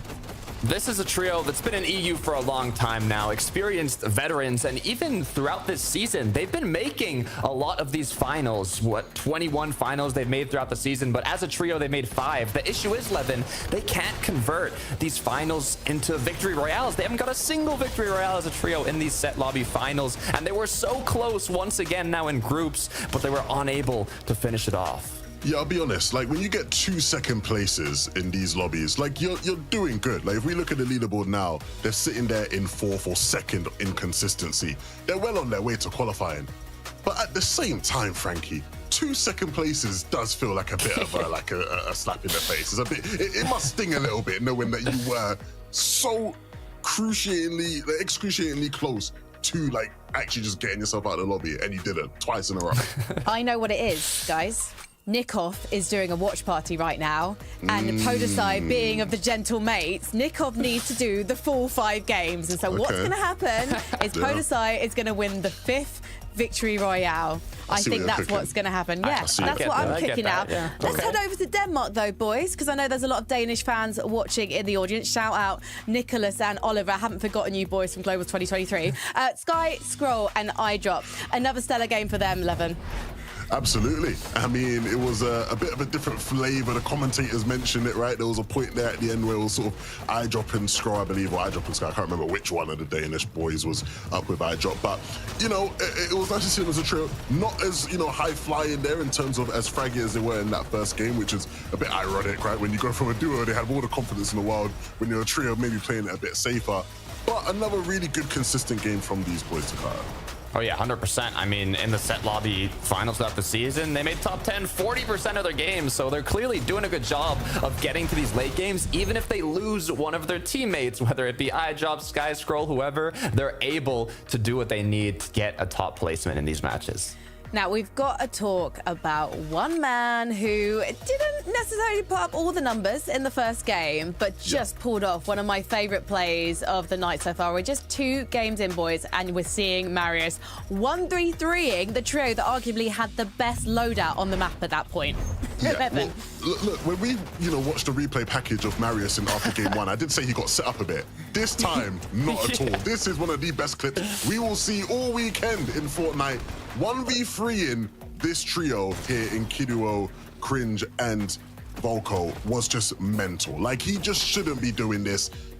When people are talking about Marius as being one of the best fraggers, one of the best players, this is why. Oh yeah. I mean, it shows how much of an impact a fragger of his caliber can have. You should have seen our reaction when he hit that 1v3. I jumped out of my chair. I wasn't even sitting down anymore watching him play it out. And I mean, rightfully so. Number 5 on the leaderboard, or, number 3, depending on how you look at it. They're in good range for qualifying. No, Johnny, honestly, when you see people, take on 1v3s like that, a lot of the time you see them like isolate the 1v1s, and it's like he got the first one, and then it's like 2 of them in a box, and he's like, yeah, I fancy that. I'll a little window edit, take you down. It was just ruthless, clean. I want to see more of that today. Do you think, just quickly, if Marius hadn't come along and spoiled the days of Crin, Volko, and Kadura, do you think that they could have made it a lot further towards the end game? Because not only did they take the train, they also made it to the black market as well, Takata. Yeah, I mean, I think it almost, helped out, as you were alluding to. They got the mythic Sentinel Pump Shotgun. I mean, Marius being able to hit 200s, that's a dangerous combination. So it definitely helped in that sense of getting to the end game. But I also saw moments where they were kind of running a bit low on shield. Maybe they used a lot during those engagements, so they weren't able to fully be 100% healthy. But either way, they did what they had to. Well, why don't we have a look at Tayson as well? I feel like we've got to do Tayson watch, okay? We can't have an FNCS where Tayson is in the lobby, where we're not seeing the audacity, gone on the gumption of this man, Evan. No, absolutely, man. Look, I'm just, I used to always get accused of being like the original Tayson Glazer on EU, so I'm never going to complain when Tayson's doing well. It's good to see these guys in another end game. Again, like when you just look at this lobby, you look at the quality of these three and the way they play, they're going to be consistent in these games. Whether or not they can actually get a win, I think that's really like the biggest sign in terms of if we're trying to extrapolate to maybe the major finals. Like if these guys win a game, that tells me a lot about how they're doing this season. I have a feeling that in one of the last 3 games, they might they might pick up the victory royale. We've got to head, though, right now to Mini, Miner and to Taco because we're ready with Game 3. Moment that we've all been waiting for. Basically the halfway point as far as Group 1 is concerned here, Mini. 5 games to work with overall, and a couple of teams that maybe might have caught the audience by surprise to see them book their tickets to that Major 2 finals, but other teams still looking to try and collect on that pathway. It's going to be an exciting moment, but Game 3, ready to go. Game number 3, the midway point of the day, and this is really where questions start to be asked. What do we do if we're a team that's lower on down? Do we start to play a little bit more aggressive? Do we start to go for some victory royales potentially? Or do we just try and play out as many games as we can as far as possible? Risks are what's going to be mentioned a lot now, I'm sure, in the next few games. What risks do you take? What risk can you afford to take? And what's going to pay off, Taco? I think that's really what's going to be crucial for these teams as we now get to see how things play out for the rest of the day. I think in terms of consistency, it's not been too surprising in terms of the names that we see up the top. A lot of our top teams are doing very well, but in terms of the wins, we've definitely seen some smaller teams, you could say, but definitely by no means smaller in talent. Ooh, not the start you'd be hoping for, though. Yasin scouting out the fact that Noya has already been picked off, but a big exchange here. Aryan also going to find themselves knocked. Still, one more to connect. Yasin not going to be able to find it, though. 0 mats either. Just double shotgun loadout. And this is a problem here because he's trying to break through. Ivan holding the floors above them. Not going to allow this to come to fruition just yet. And sure enough, that's a clean 3 for 3 here. Ivan, Aryan, and Cade switching things up a little bit with that direct contest at Mass Meadows. Just trying to make sure that they can close things out as quickly as possible. They don't want to play the passive game any longer. Yeah, we saw what happened to them when they tried to fight at the bank in the last game and it just didn't go very well for them, so they just try to get things done a little bit earlier on. But in terms of Lone Wolf Lair, it's all gone. We'll just forget about guns for a bit, I guess. We'll just go for pickaxes. And Kensig, Chucks, and Fire Hunter are the team that will come out on top there. Very different way of going about an off-spawn fight, and it worked out in their favor. But this is, again, a completely different sort of landscape to what we saw last time. We saw a very passive game number 1 at this drop spot in terms of the off-spawn fight. Game number 2 was a little bit quicker. That game couldn't be quicker. Me personally, Minnie, surely you have to expect some big moments of revenge coming through. Setting up for game 4.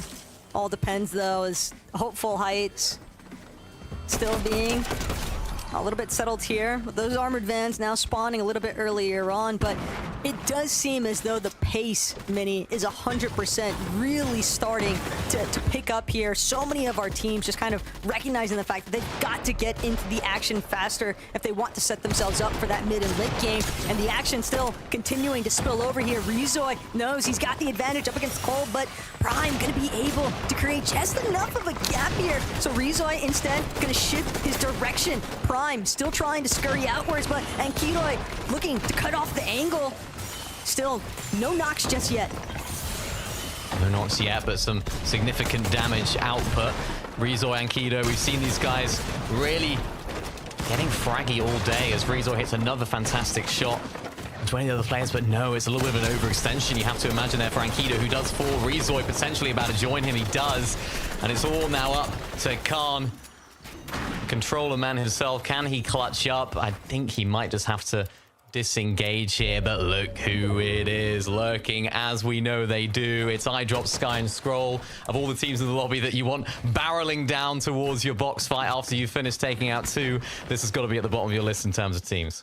This is one of the benefits, though, of iDrop Sky and Scroll having that shiny shafts uncontested. The moment that they're able to scout out all the shots in the surrounding area, it's an easy third-party pressure in. And Scroll, Sky, iDrop, they've done an excellent job at just cutting off the escape routes currently. Putrix Kolb's only direction as far as getting out at this point is to choose to play along that bank of the waterway, but with iDrop having such a strong overhead view on that hillside, it's going to be difficult for Putrix's team to actually get out. They were just sort of sat there hoping that they didn't actually notice that they were still in there. As we get to see it now from the reverse angle, it was that initial elimination onto Ankido that was really the catalyst for this fight.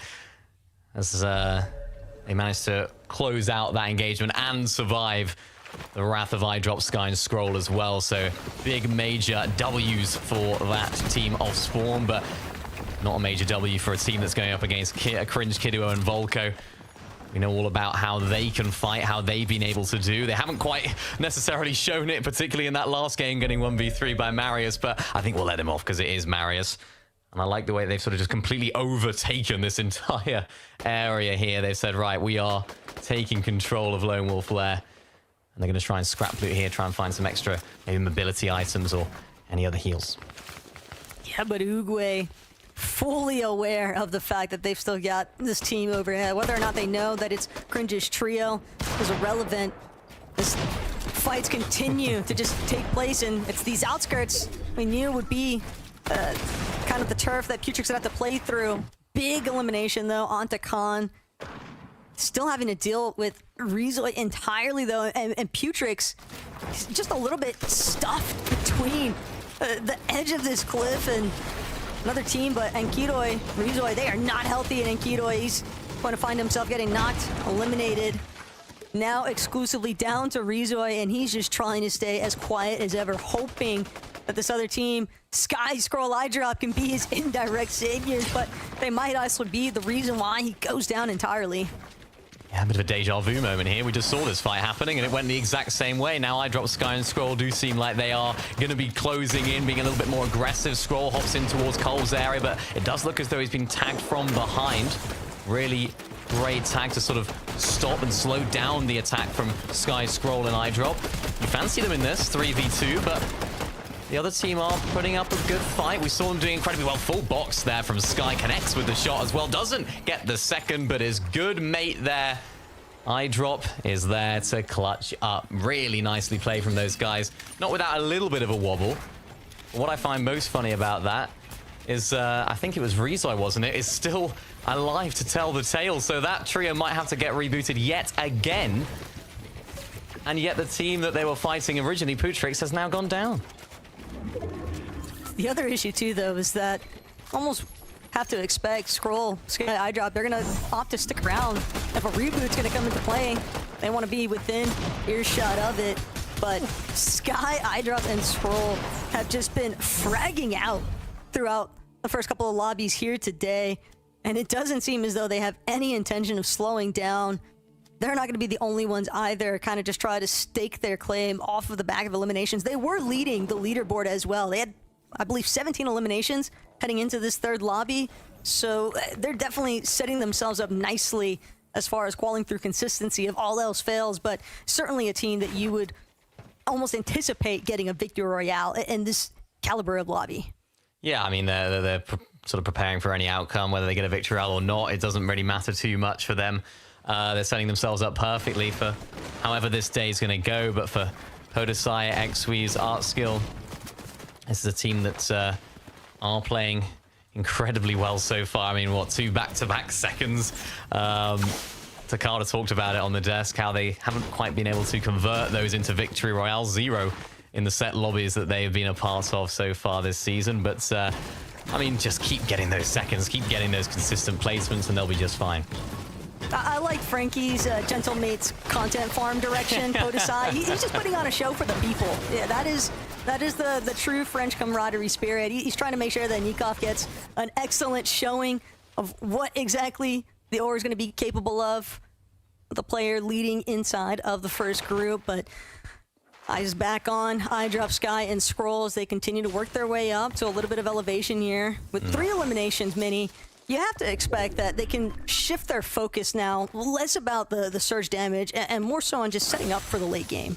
Yeah, they're going to need that experience, and I know iDrop has got all of that experience. iDrop's 20 now, which is basically, you know, a pensioner in terms of Fortnite competitive. I saw his post on Twitter, on X the other day, and he said he made his first earnings 6 years ago, which is absolutely incredible. What I find even more funny about that is 6 years ago, Sky and Scroll were 9 years old. So just shows how consistent iDrop has been at that entire time, because of course Sky and Scroll now 15 years old, they've just been able to come through and perform at that level. iDrop's been doing it for so long now, and it's nice to see some of the new blood coming in and really showing what they can do as well. Hard not to be excited for what might lay in store for that team should they find themselves qualifying yet again for the Major 2 finals. Pixie, Marius, and Vanya, though, continuing to kind of hover around this outskirts territory, Mini, and it looks as if they want to just go for some dead side rotations, but might even be able to run into a couple of teams that were hoping to just stick around, maybe go for some later reboots. We have seen a lot of teams fall early on in this lobby. Yeah, we definitely have. Marius just showing what he does there with that quick stat, just being able to do so much damage whilst not taking much damage himself, and I think that's going to be so vital, and it is so vital in a game like Fortnite where you have that, the damage ratio being so vital with the conservation of heals and being able to provide that damage output for your team. He's almost a dream teammate, a dream fragger in that regard as well, particularly when he's on the form that he is. And I remember it was last chapter, it was around this stage of the chapter that he was really starting to pop off. It was sort of season 2, and everyone on TikTok was just saying this guy is the next great thing. And as Levin sort of correctly mentioned, didn't quite necessarily have that highs or fit in maybe to the expectations that a lot of people had, but now that he's started to have a little bit more confidence, potentially starting to come into his own and playing with that freedom that we know he can play light, because when you do have all those eyes on you, it can be a little bit difficult just to sort of maintain that level of performance, because there's always that thought in the back of your mind of like, oh, there's so many more people watching me now, but he's really stepping up to the plate. And another team that we want to see continue to try to step up here today, but it might be difficult. Snazy and Icy, they're operating as a duo currently, trying to make their way back towards a reboot ban. Surely want to bring Floki back into the action, but this is a pretty tough position to be in here, Mini, because having to circle back around, you know that there's going to be some teams that were trying to play through that dead side position or coming in later, and Snazy scouting out Atmo directly underneath. He's going to try to push them back, but these storm exchanges take entirely too long sometimes, and that's something that has kind of plagued Kana and Kido and Rizoi all day today. Yeah, definitely. We're seeing yet another fight, including these guys. This is going to be the third time we've seen them fight. Let's see if they can have a little bit more success, get on the front foot nice and early, which we haven't seen from them so far. They haven't been able to get that initial shot, that initial knock onto the opponents, which is what they do now. There goes Etsy down to Khan. Telio there does actually manage to find a trade, so Telio doing a fantastic job. And Kido now left a solo clutch as Khan and Rizoi do go down. Now comes down to that 1v1 situation, and Kido needs to clutch up. We saw him doing it earlier on, making sure to make up for that mistake, of course, that he made. Gets the piece, gets the edit, gets the shot, but it's a trade, and both players now have to reconsider. Storm keeps ticking away at their damage, but Tilio right there does have the Chug Jug, so you have to fancy him in this situation. Zankido gets the finish, so he might get the Siphon for that, which he does. Tilio tries to get his way up, trying to find any sort of shot, but now it's completely flipped as Zankido has the health advantage. Not so long anymore. Down to that 50 HP as this fight just keeps dragging on, Take. Everything has already been expended, though. At this point, this is a net negative for both of these solos involved. Khan, Rizoi, having already been eliminated. They were knocked, but Nkude has just not been able to find that closing shot. Continues to get pushed back. And Telio reminding Ankidoi this is going to be a total freebie, but it doesn't even matter because the third party has come into play. It's just entirely too long for those two teams to get tangled up with each other.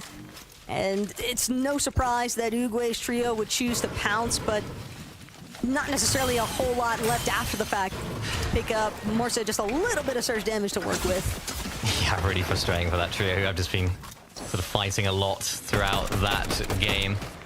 As we see Uguay, not Chapix, not to be confused with Chapik, it's Blazer, Lecky and Slowkey, or Slowly. So if anyone is confused, don't worry. It is not Chapix, but a really nice, easy elimination for those guys to roll on through and grab. I think those sort of eliminations are so crucial if you can just find them, and the better teams will be able to know when to push on in, when to be a little bit more aggressive in those situations. I mean, we spoke about it earlier. Look at that quick stat. Chicho has a damage ratio of 2.34, which is the best in the lobby. It's just what he does. He's such a good and valuable asset when it comes to getting Storm Surge damage, because we spoke about it earlier, how important it is to not only do the damage, but also take less, so that you're using less heals. And you can see that's why he's still got that full chug jug, 6 big pots. They've got everything they could possibly need, and he's a key element to their success. They're also just continuing to cut a path as well that's just cutting off Uguay's team. They're not really allowing them to get an entrance towards that next edge of zone. It seems as though Tayson and Chicho, they've got full intentions of finding a pair of eliminations, if not all 3, along the way for their next rotate. Frenet, Giras, and Dinas, though, just holding things down from the skies above. They're going to have to get a move on soon, but they're definitely having the full intention of just getting as much damage as possible. Frenek with some really nice beams here, Mini. It's almost sure to put a stop to any of those teams that were looking to try and rotate in. Yeah, and these are the situations now for teams where they have to really start to think, where are we sort of positioned in this sort of landscape of the lobby? Are we a team that does need to be a little more aggressive, or are we a team that can sort of rely on these surge bases? Dinas, Giras, and Franek, they are a team that can rely on these surge bases. They're a team that can rely on being a little bit less aggressive. 7th place overall, of course, 5th on consistency so far. So looking pretty good. They want to keep up that consistency, and that's why they're sort of lacking a little bit in those eliminations. But they won't mind at all. They just want to make it to the end game, keep up that consistency. Kiduo, Cringe, and Volko, a team that I want to see more from. I want to see more from these guys. I think we spoke about it earlier on in the day. I know Zakata was mentioning how strong their loot is when it comes out of that train, and yet to really see it put to good use. But you never know what can happen when it comes to players like Kiduo. Yeah, some of these loadouts, though, looking a little bit more forged from desperation than anything else. Sharif just trying to see if he can actually break through the floors here, create an opening for maybe Finn or Maldives to find a nice connection shot in. Tag team combination here. That's going to be one knock, but Sharif nearly goes down in return. New instead going to be the next one to fall. Goodbye to Allen and New here, but Finn knows he's not out of it just yet. Another team entirely trying to apply some good pressure here, but at least enough loot left over, put this team in a much better position than what they started with from when we first peeked into what was going on. Yeah, really, really impressive stuff right there. You can just see them all get together as quickly as they did. You can see that first knock, you can see a little bit of potential for problems, but they're all just playing so close to one another, hip to hip. And when you play like that against a trio that do have a player down, it becomes so difficult to contend against. As now Brownie, unfortunately for him, he is down to a solo. So for Cringe, Volko, and Kiduo, they're going to be able to roll on through and take him out. Really nicely done from them. And they do get the zone pole back as well. So that's going to be a really nice position for them to just sort of sit there. They're going to have so many extra materials now from those eliminations. You can see all of the loot here. And what they can just do, they can just build a massive base. They can go up onto that hill and come on back down to replenish their materials. So going to be a perfect position for an elimination for them. Yeah, and for a lot of our teams here today, height hasn't necessarily been the full guarantee as far as converting into a victory royale. We've definitely seen a handful of our height teams that were looking to try and control the skies, encounter their fair slew of issues, but Shakos, Plazi, Firos, they might be able to get ahead, one step ahead, taking the zip line, scaling that face of the mountainside. They could catch some other teams off guard pretty easily. Already can. It's going to be a difficult rotate for them, though, as it's going to be for Floki, Ice, and Snazy. They do have the whites and, of course, the gold splashes to increase that running speed. But in terms of loot, in terms of materials, it's looking a little bit dire. Of course, when the zone does start to close, and does close entirely, I should say, it will go to a 5-tick as well. So all of these players just do have to make their way in. That has to be the main priority now. It's just next door to them. It's just all chaos breaking loose right now as Podesai goes down. X-Squeeze and Artskill have to try and clutch up, as he does with picking up Nemo. This is a trio that have been so consistent today, Taco. Is it going to come crumbling down? But look at the zone again. They've managed to get a pole back.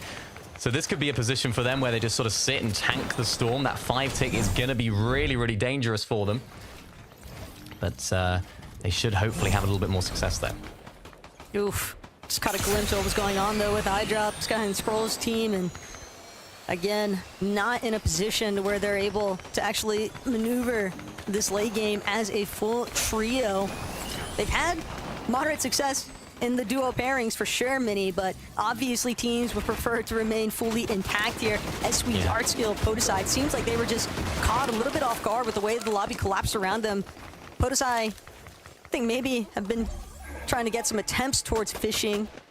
This team was a little bit squeezed as far as their resources are concerned, and Berg just continuing to try and apply pressure. They're willing to tank up a little bit of the storm. They know the zone's pulling right back over them, but still, teams up above in these elevated positions just putting enough pressure to threaten others like Scroll, like iDrop.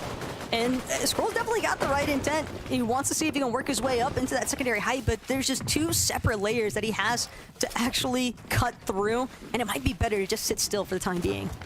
Yeah, especially since we got a little glimpse of them earlier, of course, now just down to a duo. So what they do here is going to be so important. As we talked about earlier, they've really put themselves in a fantastic position, but, you know, teams can come on barreling up to the top of the leaderboard if they do go down here. So they want to try and get as much placement out of this game as possible. It seems like a bit of a running theme with this team, where one of them goes down a little bit later on into the game, and then the other two have to sort of try and clutch up. It's a tall order now for the remaining two, but they can still make it happen, as the trio that seem to be inseparable when it comes to these games is Chicho, Tayson, and Haris, who are always seemingly together at this stage of the game. As this X-Squeeze and Artskill, we saw how they're just sort of tanking Storm to enable them to stay inside of the next zone, picking up eliminations as they do as well, picking up refreshes as well, and that's going to really boost up their materials, which is really what they need. And look at that for a refresh. Absolutely huge for X-Squeeze, and that's going to help them survive so much longer in this game. And I think they've pulled another zone, so they'll be very much thanking the zone pulls right now, and they're going to be, hopefully for them, having a little bit more consistency like we've seen from them so far.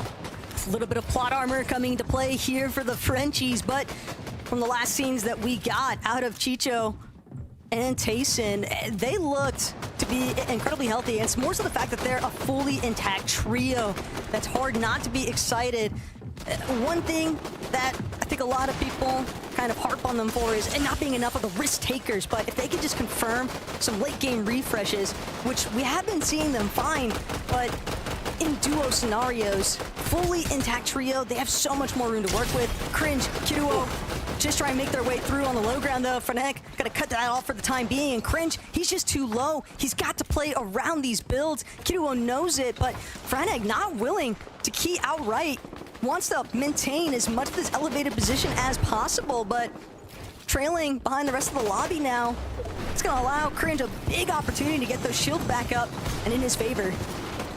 iDrop though, HP looking low. Scroll, of course, by his side. They're going to need both players' abilities now in order to try and pick up some sort of a refresh, some sort of a heal opportunity here for iDrop. Maybe just a Siphon, just a lurking player that's maybe late to rotating. There's still a long way to go, particularly with the players that were sort of on that water. They're going to have to traverse over that. Scroll working with what he has, trying to stick together, and this is the most important thing at this point in the game. But we saw Franek, we saw Giras and Dinas. These guys actually had a very long rotate to make, but they've made it successfully. Not only that, they've actually been able to build back up onto height. So really nicely played from this team, and it just shows how they're able to play so much calmer than the rest of the lobby, because they are in that solid position at the top of the leaderboard. They've set themselves up well. They've got excellent surge, and they can look down at the rest of the lobby right now and hopefully play height successfully. This is exactly why they didn't choose to pursue Cringe, even though they knew he was incredibly low for a moment here. Great cutoff as well. Not going to allow Sharif or Maldives to have the opportunity to actually try and encroach on their current position. but the problem now stands. Ammunition running a little bit thin here for Dinas. Eye drop, he's just got no HP. That's what it seems like. He's gonna have to find a miracle tag to work with. He can't even afford another tick, but it's gonna be too little too late. Can't actually break through the build. Nowhere left to run. Scroll, on the other hand, playing off another player's menace grenade. Gonna see if he can get a tag off onto Gavix, but no connection. Not the big ones that he needs to get the outright knock. Instead, he's just gonna be isolated, focused out, eliminated. Atris, Tayson, Chicho now spraying the back of zone. All these stragglers that are being forced to encounter this layer that they've been sitting upon, and Atris wasting absolutely no time trying to collect as many tags as possible. They want another elimination. They need the Cypher materials. Another big team that's in this endgame as well as a full trio. It's Marius, Banya, and Pixie looking very, very strong. We've seen them going down at this stage of the game previously. They're going to need a really solid game here to keep boosting their way up in these standings. They're already looking good as Ivan and Cade down to just Ian and Ivan, and now Ivan's got to be left as a solo. This is not ideal for him at all, and he goes back to the lobby, but a solid game from that team. It's the team on height, though, that is stealing the show at the moment, just pressuring everyone down below as the zone continues to pull up this high elevation of a hill. There's not much anyone else can do as Franek connects with so many shots, takes down Marius as well, and it's the team on height that are just pressing everyone down, Sacco. Titans of the lobby, though, having been shut down. Dina is going to be a victim here. He tries to drop for some of the materials, and Atris not going to allow it to go for free. Atris now encountering some difficulties of his own. He's getting sprayed from above, but the material count is just too heavily in his favor. He is tarping as much space as possible. Tayson, Chicho right there to back him up if need be. There's only 2 players standing in the way of them in this victory royale, it seems like, because Vanya not going to be a part of the conversation any longer. He's brought down, and as a solo, didn't have much hope to begin with. Tayson, Chicho, Atris, this could be their moment to strike. This is what they've been waiting for. Darky gonna be the next to fall, and Tayson, he's right there. He can taste it. The victory royale is in his grasp. All he needs is these final 2 shots, but Franek, they're not letting it happen. Not letting it happen as the full trio, Tayson, Chicho, and Hatris, they're going up onto height, not having the materials to do so, but Chicho hits a massive shot as he rotates up towards the high ground. Hatris gets the knot onto Giras. It's all down to 1, as now finally they've picked up their victory royale. It's Chicho, Hatris, and Tayson. It wouldn't be a grand finals without them, and they've made it to the Major 2 finals. It's almost like they heard Levitt on the desk asking for, can we see this team get a win? A win is going to determine a lot of how people tend to view this trio as a whole. And hey, at least for right now, Atris really got the ball rolling as far as finding some of those early eliminations while breaking through on that front side. But the way that they managed to consistently connect with those refreshes, that was the ultimate difference maker here, Mini. And they did it in a pretty clean performance as well. Yeah, it was inevitable. I think they were putting themselves in that position so often. The ability was always there with this trio. We talked about it last season, how maybe with Trulex they were lacking in that sort of victory royale aspect of their gameplay. They weren't able to close out many victory royales. Now with the addition of Hatris, a little bit more fragging ability, this is what this trio can do, and maybe this is a sign of what to expect more from when it comes to the Major 2 finals. But what's guaranteed right now is that they will be there. Yeah, and it couldn't have come at a better moment for them as well. They'll get to sit back, watch how the rest of these lobbies pan out. But hey, we've got the desk to break down everything that just took place. I mean, guys, Tayson was in the lobby. It's inevitable that he's going to guarantee his spot in the Major 2 final, be that from consistency or a victory royale. But he did it particularly in style this time, Takata. Yeah, I'm glad it was through a victory royale because based on their drop spot, just how this trio performs, consistency was the more kind of, you know, we knew they were going to do good. We knew they were going to make it to every late game, but able to actually secure that victory royale is what I was looking for. It's what you were looking for, Levin, and I'm happy to see that they got it so early on. This is what they do. I love that game. I love that game for so many different reasons. When you look at how it plays out with the zone, pulling across the mountain, it was a tough game. You saw so many players went down, and that's the kind of game where you're looking at all the top teams in that lobby and you're going, now this is where you separate yourself from the rest. This is where you show. You had Franek and Giras and them up on height, and this is, you know, the type of game where they should just win, realistically, right? The zone is playing so much in their favor, and for Hatris, Tayson, Chicho to still come through and do it, unbelievable. On top of that, right, you know, we highlighted the fragging power, right, of Chicho and Aris and how this is going to be, you know, the dynamic duo that helps his team rise to success. Taysom was leading on the limbs. He had 6. This is what he does. He doesn't just lead. He doesn't just IGL. He can frag as well, and that's what I love about these 3 players. I'm excited. I said if they were able to win a game, it would tell me a lot more about, you know, where we should sort of look at them when it comes to the Major 1 finals, and they instantly win and done it there. So really excited about that. The whole complete package, right? Sorry.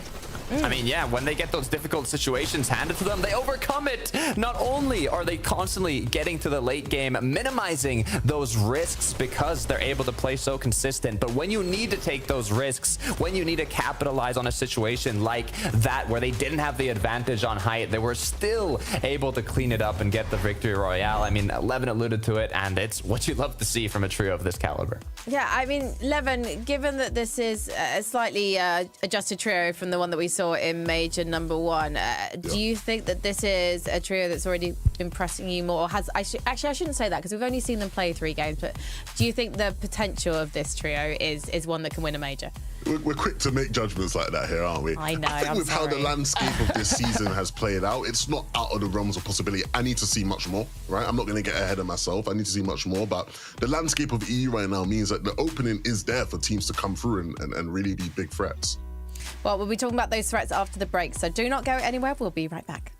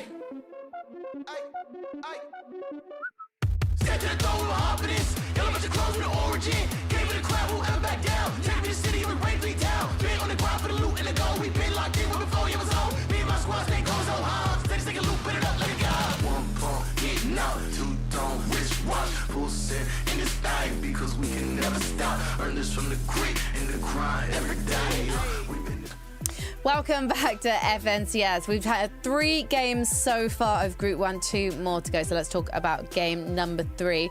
Takata, our runners-up, Frenek, Dinas and Jiras, they were on the high ground. They got chopped down in the end by Tayson's trio. Tayson chopping his way to the major finals yet again. Is this a trio you're expecting to really challenge in the endgame? Yeah, I mean, it's a trio that I was expecting to get a victory royale. I mean, throughout the season, they played 7 set lobby finals together. They won 4 of them. I mean, they are one of the trios that has done an amazing job of securing these victory royales, but then they get put up against the Tayson, Chicho, Haris, and they were just able to outpower them. But I mean, they've still proven that they're in that range of securing a victory royale one of these games. Yeah, it's tough because, you know, when you're up on high like that on that type of zone where it's like a mountain zone, like getting the limbs as the height team is always going to be tough. It's been that way for many, many chapters. And so I'm guessing they just sort of ran out of steam there towards the end. They couldn't sort of like put themselves in a position to play out that final sort of 3v3 in the way they wanted. I believe actually one of them went down even before that in the back of the zone as well. It might have been Frenek or Dinner. So not the cleanest, but like you mentioned, Takata, this is a team that has won a lot of games in set lobby finals this season, especially compared to the rest of this lobby. So wouldn't be surprised to see them in that position again. To be honest, when I saw them up on high, I was like, oh, okay, here it is. Because yeah. It's funny because like this is a team that in a sneaky way, they've won a lot of set lobby finals, right? You know, like if I asked a lot of people, hey, name one of the games they won this season, like a lot of people probably wouldn't be able to tell me, right? Because it's like they have just sort of snuck through in that sense. But yeah, it was good to see them sort of get themselves in this lobby now. I want to draw your attention to 4th place on the standings, guys. Artskill, Podesai, and X-Squeeze. I mean, it was basically a duo for all of the endgame because Podesai went down in the mid-game. Only 9 eliminations for this trio. They are top of the standings of the teams that are going to be playing going into the next game. I'm just wondering, do we want to see even more? I know we're talking about this last desk as well, 11. I'm just curious what you think. Oh, you're back on the hate train for Podesai, Frankie?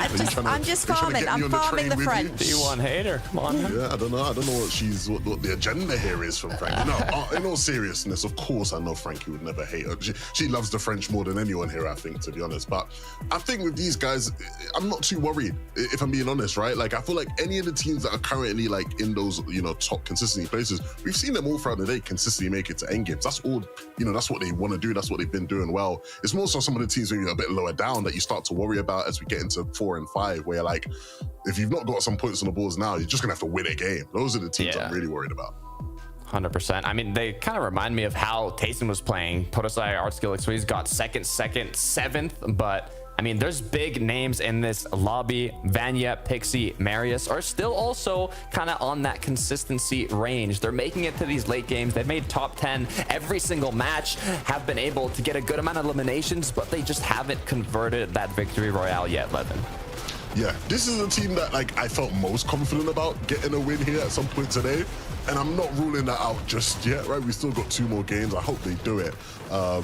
But, you know, ultimately, like you said, they've been really impressive. Individual performances from Marius have been good in some of the games. Pixie as well has had some crucial moments, some big shots. So all in all, I feel like, you know, it's sort of the same thing I said about the team before, right? It's just like they're doing sort of what you expect them to do.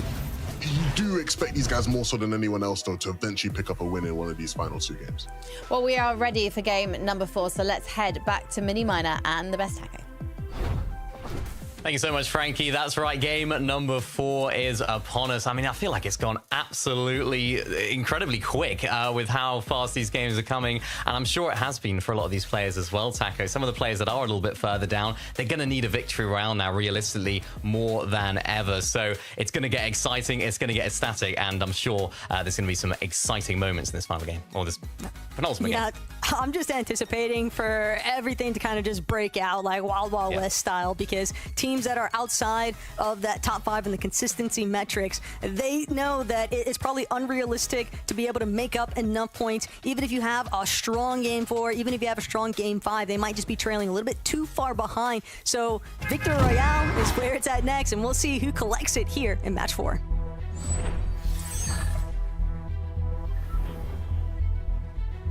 That's right, game number 4. This is really where things start to get interesting. Where are people going to land? Of course, now we have an uncontested Crime City. Who's it going to be? Sometimes you get to see teams that don't end up landing there. Nobody ends up going there because they expect everyone else to be landing there. So keeping a close eye here on this map to see what goes down there. Of course, Tayson, Chicho, and Haris's drop. As you see, quite a few arrows heading towards that way, but you never know what's going to happen here, Taco. Yeah, and it's hard to want to stake your bets as well into such a popular POI like Crime City because, again, if other teams look to challenge you there, Mini, you could encounter a whole slew of difficulties, and having to bank everything on that Game 5 performance might just not seem as worthwhile as just taking your chances here in Game 4. This Finn, sure if this is absolute tragedy strikes at the Kappa Kappa factory, New and Jonah, as well as Godoy, they are just making sure that there are no survivors currently. Maldives hoping that he can manage to remain out of view long enough. Team getting a nice tag, but it's from so far away that New knows there's no real threat necessarily. They just want to find this lone player in Maldives. They want to confirm the final elimination so they can be comfortable working their way through Kappa Kappa Factory without getting caught off guard from someone sitting around corner. All depends on whether or not Maldives is going to be able to connect this shot, but New, he's hesitant. He's looking, he's checking corners as adamantly as he can, but didn't manage to peep what was underneath the staircase. It's the joys of watching it. We get to see exactly where Moldus is, but they do not, of course. And it seems like this trio just have been able to adapt to landing at Kappa Kappa Factory a little bit quicker than Moldus' team. And of course, for those that have just joined us, Kappa Kappa Factory was the location of Hati, Dexy, and Artis, who did win game number 1. So sort of up for grabs for the rest of the players. And these are the two teams that have been sort of making it their temporary home, you'd have to imagine. But Maldus is doing a fantastic job of playing hide and seek right now. As now this fight up here at Lone Wolf Lair, this is a fight that went incredibly quickly last game. This time it's going back to what we saw in the first game, a little bit slower, Taco, a little bit more controlled. Yeah, Monet saw them kind of just skirting around the top end of these buildings here at Lone Wolf Lair. Chuck just tossing out some thermite, trying to cause a little bit of a disruptance. It can be harder to actually gauge those audio cues, but Firebro, Sadie, they're also just kind of waiting to see whether or not they're going to actually encounter each other head on. Monet breaking through the floor now, but the first one to fall is actually going to be Sadie. So Firebro's team definitely pretty happy to know that they are able to strike first here at Lone Wolf Lair, but they've got to get a move on because there are teams in the distance that could definitely look to try and third party, and sure enough, Genthi nearly losing all of their shield in the process. That's going to make this engagement just drag out a little bit longer here at Lone Wolf. Yeah, and it's definitely Kentic's team's drop spot. I think they own it as far as how today has gone. Looking like they're completely dominant off spawn in this particular area. And Kido, player that we saw fighting towards that far west side of the map, side of a vault right now, just getting a lovely shot there onto Yasin here in Crime City. I think this is one of our teams that must have landed here as well, so it's all starting to get a little bit crazy here inside of the vault area, as we expect. But for this trio, we have seen some ups and downs when it comes to fighting. We haven't seen what we know we can expect from this trio. We haven't seen the togetherness, the ability to take players out as a trio. We've seen a lot of disjointedness and disjointed fighting between all of them. And Kido hits a fantastic 165 shot to take out Misha right there. Perfect elimination for that trio. And they need it. This is a team that do, of course, need this this particular fight to go well for them. 25th on the leaderboard going into this game, so this is a team that we spoke about at the beginning. They need a win, and they're throwing everything that they know to try and win this game, landing at Crime City here. And the other thing I kind of want to draw attention towards here, though, Minnie, is that for some of these teams, you know, they've had, you know, whether they've had a whole lot of success or no success at the initial off-spawn, teams like Floki, Snazy, they are constantly being caught up in these early fights. Do you think that it's worth continuing to, you know, pressure that early engagement? I mean, we're in Game 4 now, right? So a lot of these teams kind of in for a penny, in for a pound. They don't really have any other choice, but would it have been worthwhile to switch up this strategy earlier on? Yeah, definitely. I mean, hindsight's a wonderful thing, right? You could say, you want to try and go for these fights a little bit more earlier on. You want to try and maybe play a little bit less aggressive. I know Floki, Snazy, and Ice, of course, is a team that we saw do very well in that first game. Of course, had a bit of a troublesome situation there in the end. But I think they're a team that have played a little bit more passively so far today, and we can see them sort of rotating there towards pump power. They've tried to flip that switch. So I think it's just all about how confident you are in your abilities and what your team are capable of. For a team that is more capable of sort of getting in close and fighting, just like iDrop, Sky, and Scroll, you can play to those strengths, but it's not a one-size-fits-all, of course. And the problem here, though, for Enkidu and Rizoi, they've recognized, sure, we might have gotten the initial advantage, but it's a whole fresh trio trying to break into the black market. And Khan, he's been isolated, separated from the rest of his team. Scroll, iDrop, just closing in. Rizoi, fortunately, going to be able to lap back around, but the issue now extends. They're not going to be able to make use of that black market like they'd initially been intending. Instead, it seems as though they're going to have to forfeit it entirely to iDrop, Sky, and Scroll unless they're able to flip the script with a nice knocker and elimination or more. Yeah, nicely played there from iDrop, Sky, and Scroll. They understand the landscape of the lobby. Fortunately for the Lone Wolf Lair fight, we've been seeing it going down. It's extended a little bit here as Waze looks as though he's on his last legs. Monet there, just outside of the drop spot. It's just not been the day to remember for this team in terms of their off-spawn engagements. They've tried to make it quick, they've tried to make it slow, and it just... I'm just not seeing that's confidence, if you like, from that team. It's now Kentic, Firebro, and Chucky. They're just going to have to rotate on through, try and take out one of the players here, because, of course, Monet is just trying to escape as much as he can. There's only so much you can do at this point. And even just disengaging is not really going to be enough for Monet. They need to try and get as much damage as they can, maybe pick up a reboot. But for Chuck, Kentic, and Fibro, they're not going to let it happen. Another knock. Another firm stamp on their mark at this drop spot. But really nicely played from them.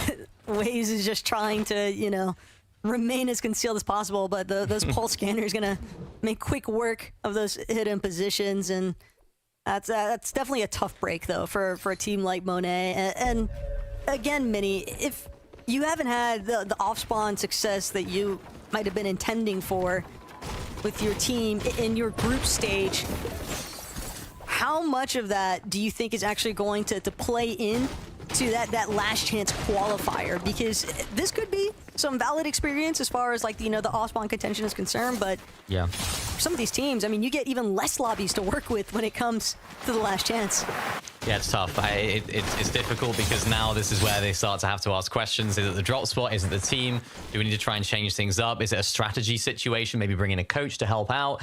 It is tough for teams when you do have such a disappointing group stage performance, particularly off spawn. You don't even get to play end games really, and it just becomes so difficult to know where to go next. I think for most teams, the best option is maybe to stick to what you know best. The landscape of the lobby in the LCQ might be a little bit different, if they of course do make it into that lobby. So you just have to keep trying new things, and if it all fails, you just have to stick to what you know, I think, at that point.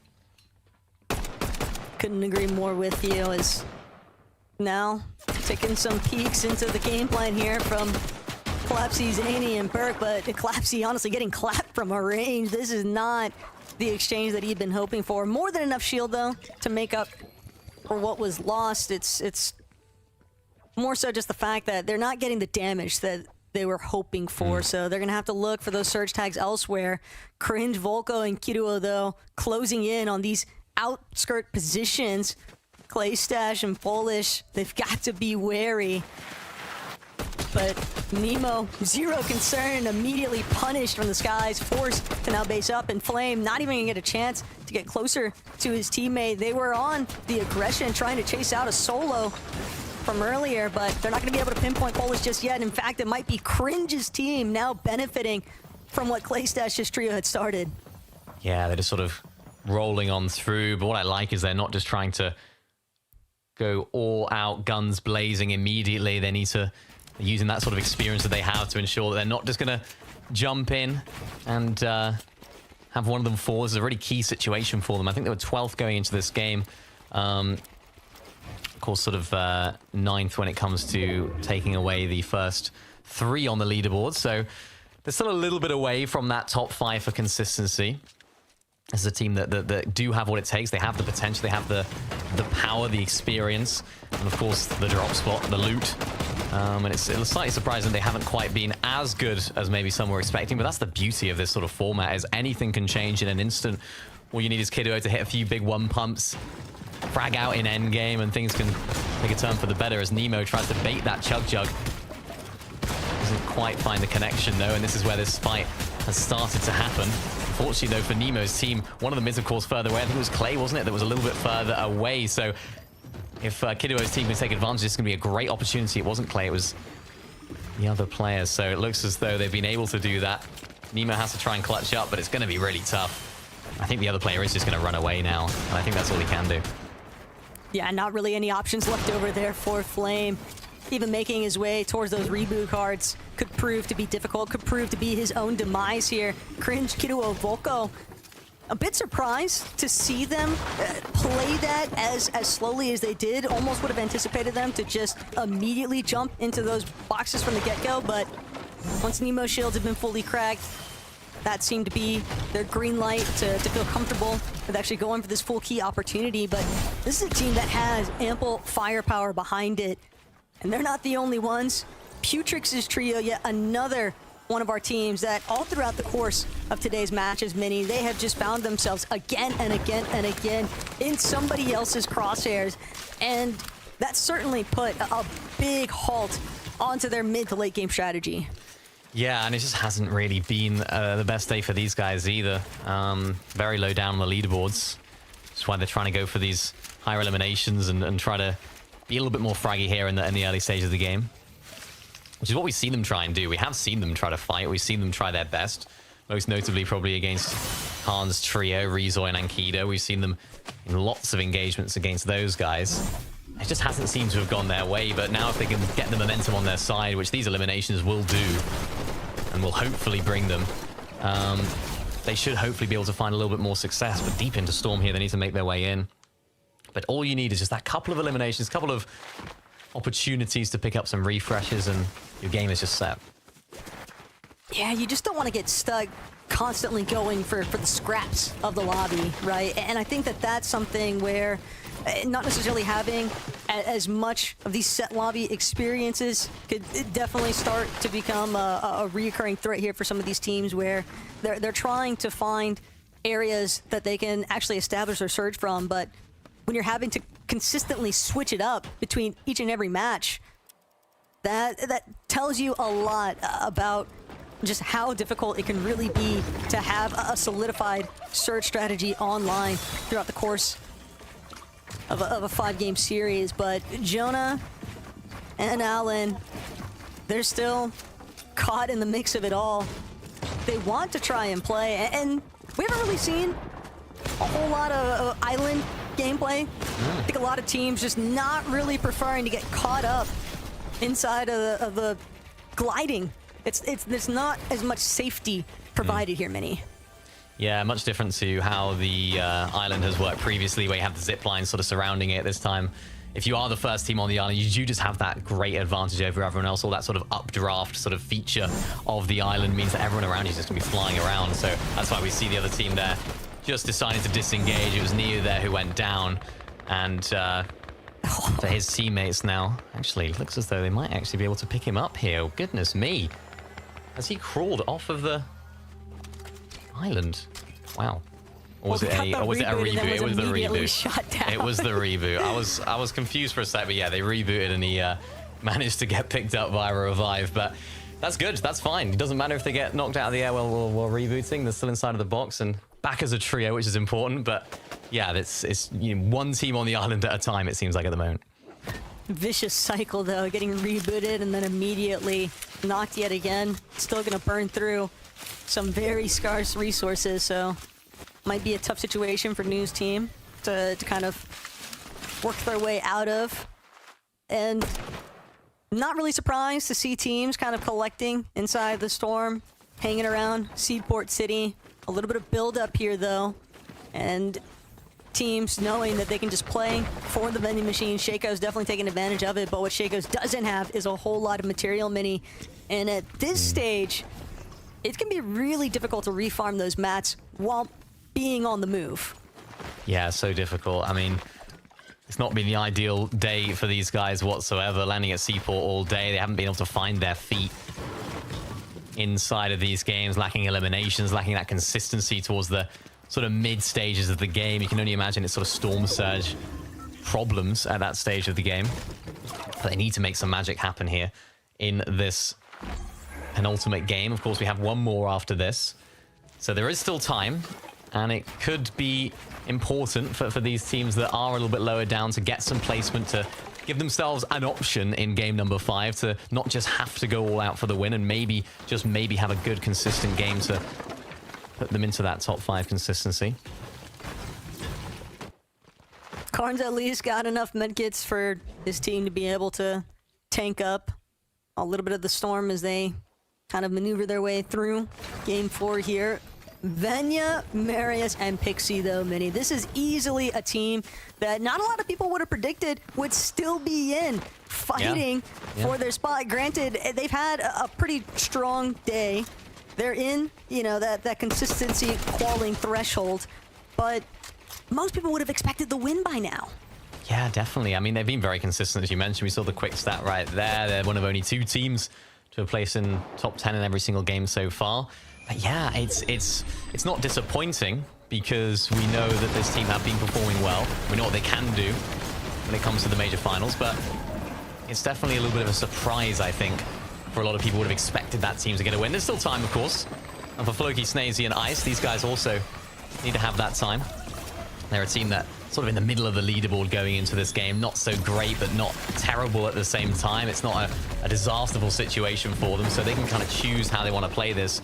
As for Polish and his trio, it's not quite as good. This is a team that's all the way down at the bottom stage of the leaderboard. You can sort of see why the Storm Surge has been a bit of a problem. They're trying to aggress this team's box, as Floki's team are really trying their best to just back off, put it in reverse, get as much put as much builds in between you and the opponents as possible. And that's what they're trying to do right now, but it's unrelenting pressure from Polish's trio. And you can see Snazy, Floki, and Ice, they don't need this fight. They're 1,000 above. Yeah, and they can tell that this other team is desperate for a reason, but Polish finally going to get punished for some of that over-aggression. But that's just a matter of desperation coming into play here. Rob Seal going to be next to fall here. Only Madsen left standing with 117 below. Last couple of small shield potions being expended here. Snazy, Floki, and Ice. This is the easiest Siphon material refarm you could possibly hope for. They played their cards right. They knew they weren't necessarily pressured, but now some real pressure might have just come into the mix there. Saw a glimpse of Potus ISW's and Art Skill. That's a team that might also be rearing for a fight here, but Panda, Bene, they've got to get inside zone. They've got damage, but they don't have much else. No, and they don't have their teammate either, so this is a duo performance that's going to be required right here. I think this is one of those teams that we haven't really seen too much of today, although they have what it takes to perform well.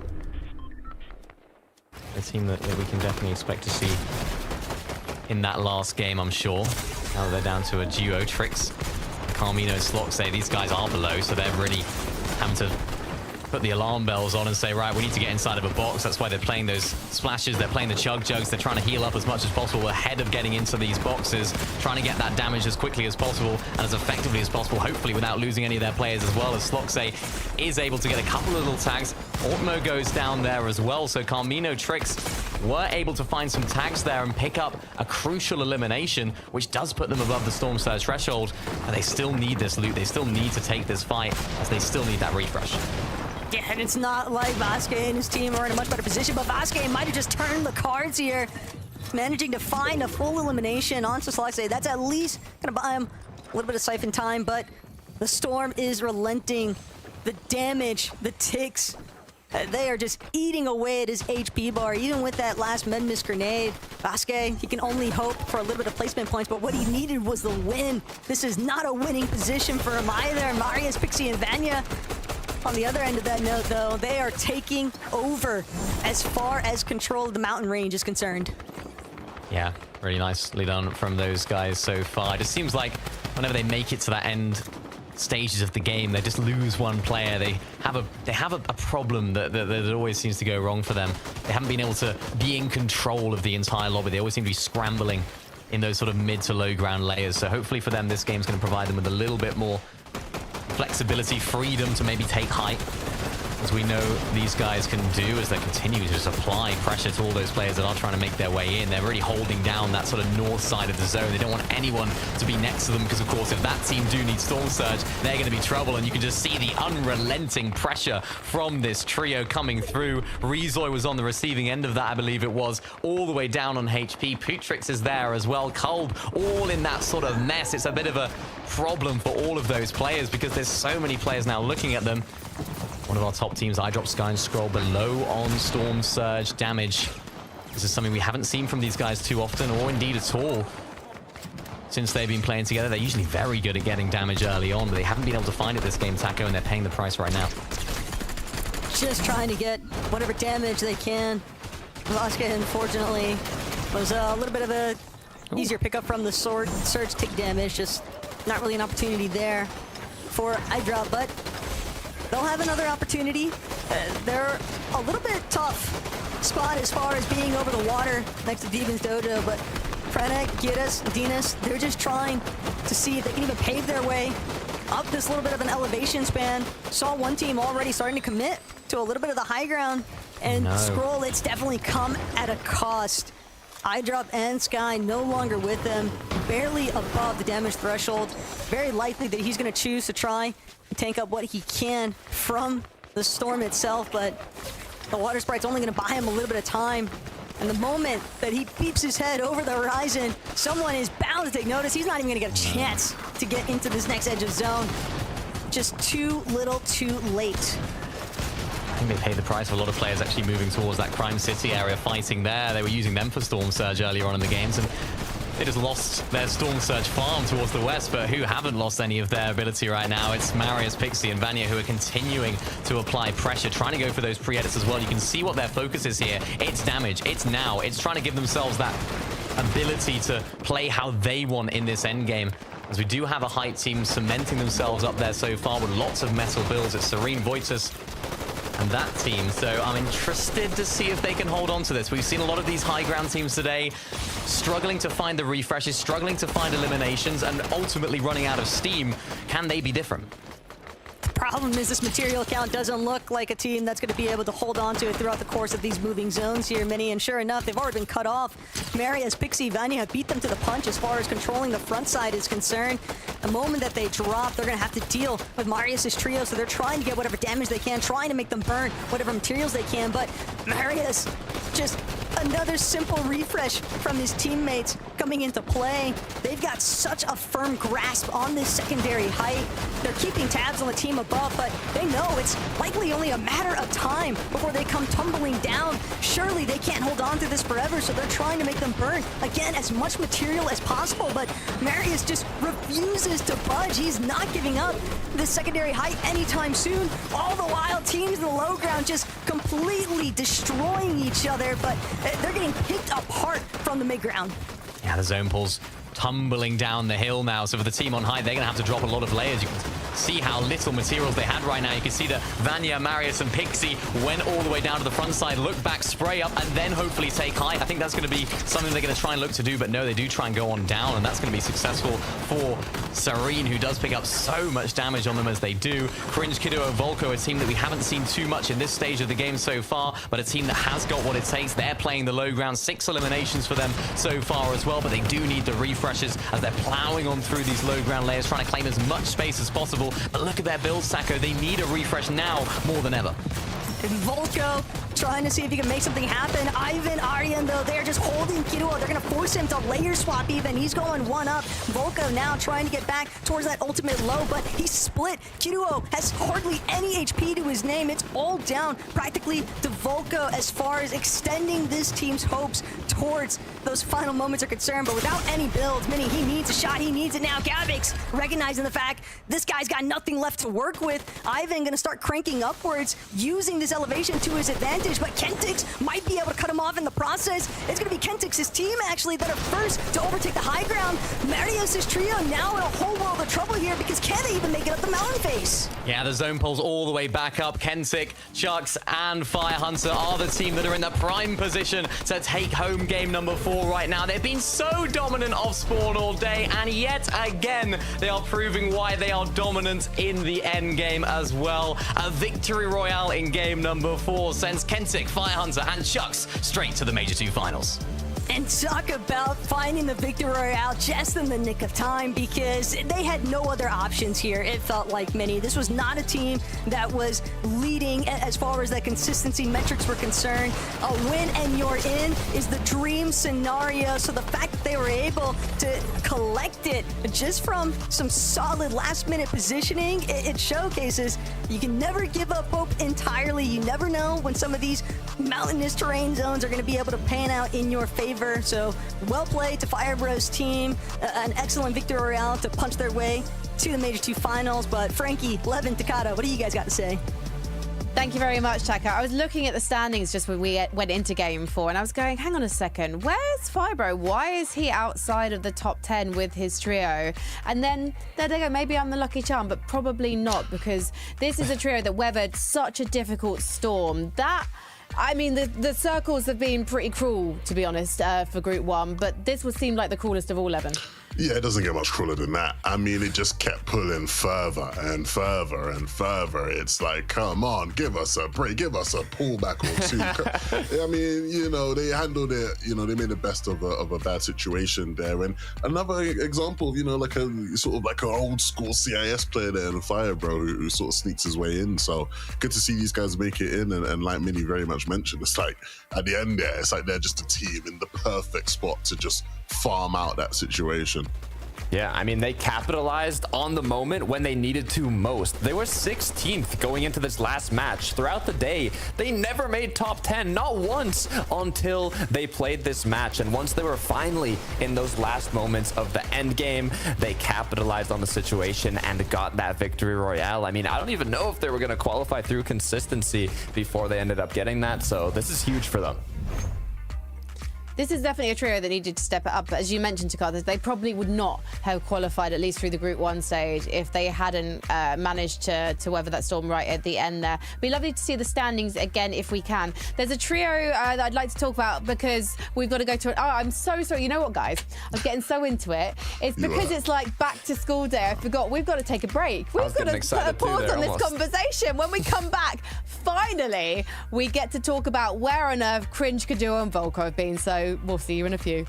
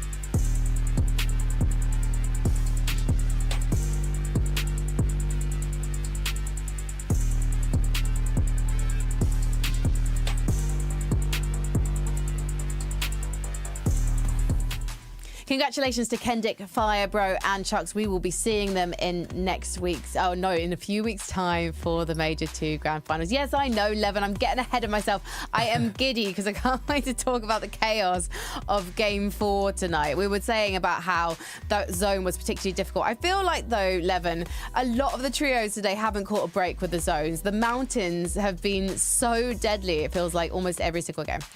Yeah, but it's like one of those things where it's like, it's Fortnite, innit? You know what I mean? It's like, all the zones are tough today. Like, I always find it funny when players, like, I'm complaining about that, because I get it. Like, when you play and you're actually in the game and you feel like the game's against you, but it's like, that's just the luck of the draw.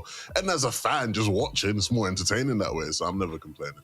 Well, let's take a look at the standings if we can, because it'd be interesting to see where we're at. Now, make a note of the fact, guys at home, that 1 to 4, those are duos, trios even, that have already qualified for the grand final. So we'll be seeing them in a few weeks' time. But if you look downwards, Vanya, Pixie and Maris, they've been consistent all night. They've been pulling off limbs exactly when they need to. I'm still keeping my fingers crossed that they might be able to pull off the victory royale, though, still, Takata.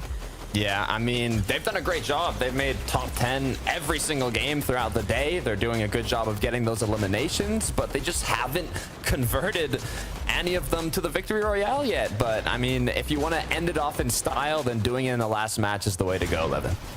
Yeah, I mean, look, I think there's a bit of bias here from Frankie, to be honest with you guys. Because, you know, Frankie was doing this whole, oh yeah, Podeside's just trying to do the content for M8, give them some more content. You know, Marius and Vanya are doing the same thing. They just want to play all the games out. I didn't hear that from you, Frankie. Yeah, where's that bias? Like, Maris has also got a very excitable chat. And again, I just really enjoying seeing Maris brag out. And you know what? You can be biased towards anyone now because everyone has to play in game number 5. And then we'll find out which 10 trios have secured their spot in the finals. There's a trio that I am kind of tracking keenly, though, through these games at the moment because we spoke about them in the pre-show.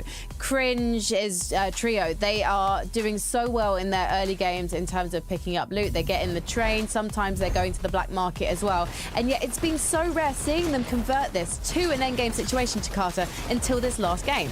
Yeah, I honestly thought they were performing better until I saw where they were on the leaderboard, right? Going into this last match, they were in 12th. They were quite significantly, out of that qualifying range, right? But they've been doing such a good job getting eliminations in the early and the mid game, but converting those refreshes in those final moments where you need it most to kind of push yourself through that top 10 into more of a top 3, top 4. Even winning the match is what they've had difficulty doing, Levin. Yeah, no, it's interesting. Again, this is a team that is like relatively newly formed, right? You know, they've not had much experience playing with each other. So I guess figuring things out, especially in a lobby like this.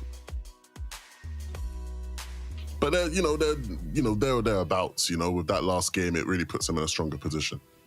Well, at least they're only just sitting outside the top 10. If they are able to convert that early game to success and make it to the final zone, we should be seeing them make it through. There's another trio, though, that are higher up on the rankings, though.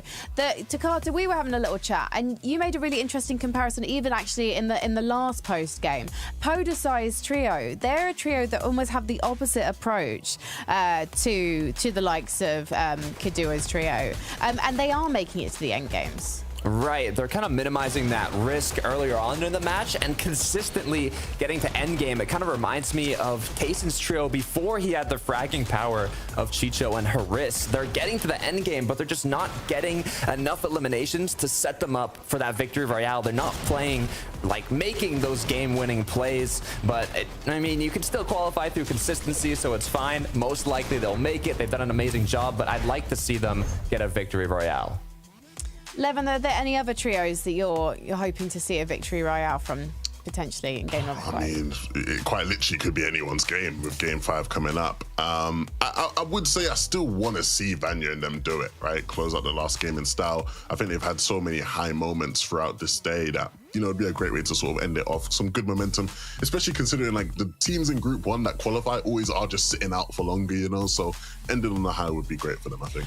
Can we take a look at the leaderboard? There's a trio that we haven't spoken about yet. I'm curious to see where they are. And the reason why I want to see them, and it's Voitus, Skriv and Seren, because they're the only trio that we've seen today go for Island. And I find that really interesting because, of course, when you think about some of the big trios in Europe, so, for example, King Queasy, that was a huge strat for them in Major #1. I know we've lost the only mask now, so we're not going to see as many people go for Island, but is it still something that can make or break a game to Carter? Yeah, I mean, it's great for conserving materials. It's great for positioning. There are 3 island spawns, right, that happen throughout the match. So depending on where the zone pulls, you can kind of base your rotate sometimes on that if you want to not only get the loot for island, but conserve your match to the rotate. But like you mentioned, Frankie, without the Oni mask, you can't just TP down from the island. You have to kind of fly on in, and it opens up more opportunities to get beamed out of the sky. It's a bit more risky. It's still possible, but you definitely have to be an elite IGL if you want to successfully kind of consistently have those island plays come through. Very quickly from Levin, do you think it's worth it going for the island? I mean, if it's convenient, right? I don't think it's a universal yes. I don't think there's many things that are universal yes for teams in Fortnite, right? I think if it makes sense for how the game's playing out, then sure.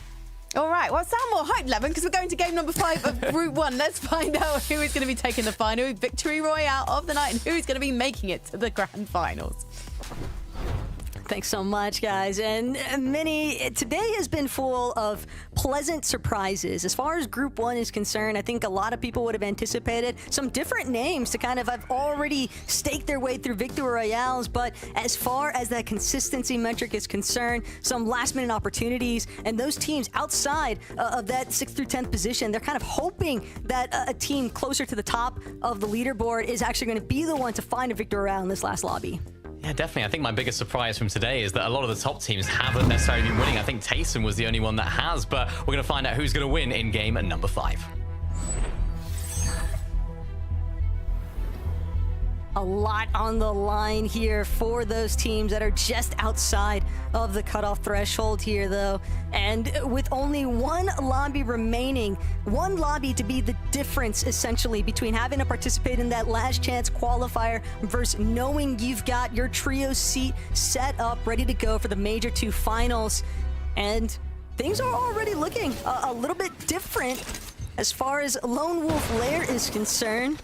Monet probably extraordinarily happy about the fact that they are now uncontested. Oh, goodness me. They would have been cheering on Kensick, Firehunter, and Chucks in that end game, you have to imagine, because they do not want to be contested by them here in this final game. What it does mean is if they are contesting them, if they do make it through to the Major 2 finals, they might be contesting them there, but we'll have to wait and see. They need a big, big game here to make that happen, so not going to be easy whatsoever.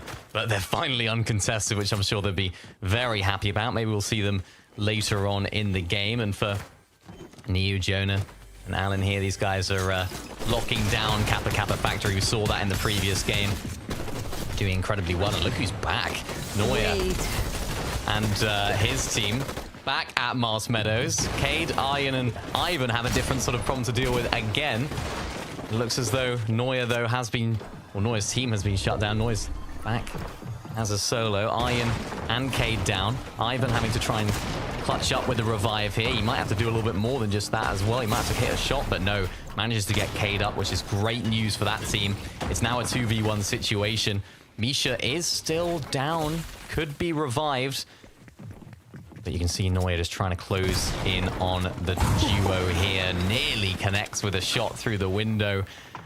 This is a difficult decision for him to make right now. Game number 5, all the pressure's on. This is such an important off-spawn battle. Because looking at the standings as well, it's so close. So both teams need this.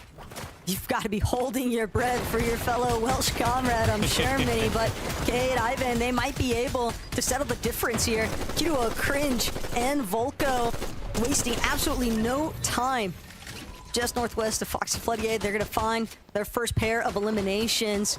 So they know they've got to be quick on their feet as far as chasing out Burke is concerned, but they might not fully pursue this. It might be better left to just reaggress after the fact.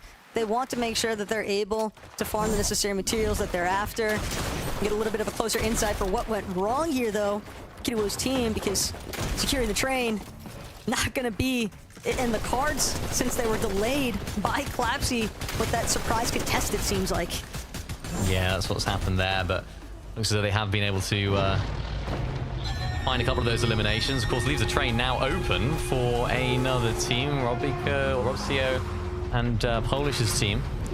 This is an important moment for them as well, being able to actually get all of this loot, because of course they are second last on the standings right now, so maybe this is just the catalyst that they need to qualify through. And there's a quick stat, 200 points was enough to qualify in every EU and NA Central group last season, so that's the number that these teams might be looking to try and achieve. For teams like this, though, they don't care about 200 points. They care about victory royales. That's what's going to matter for them in this final game. It's the only choice they have left at this current point. It hasn't been the day to remember for them.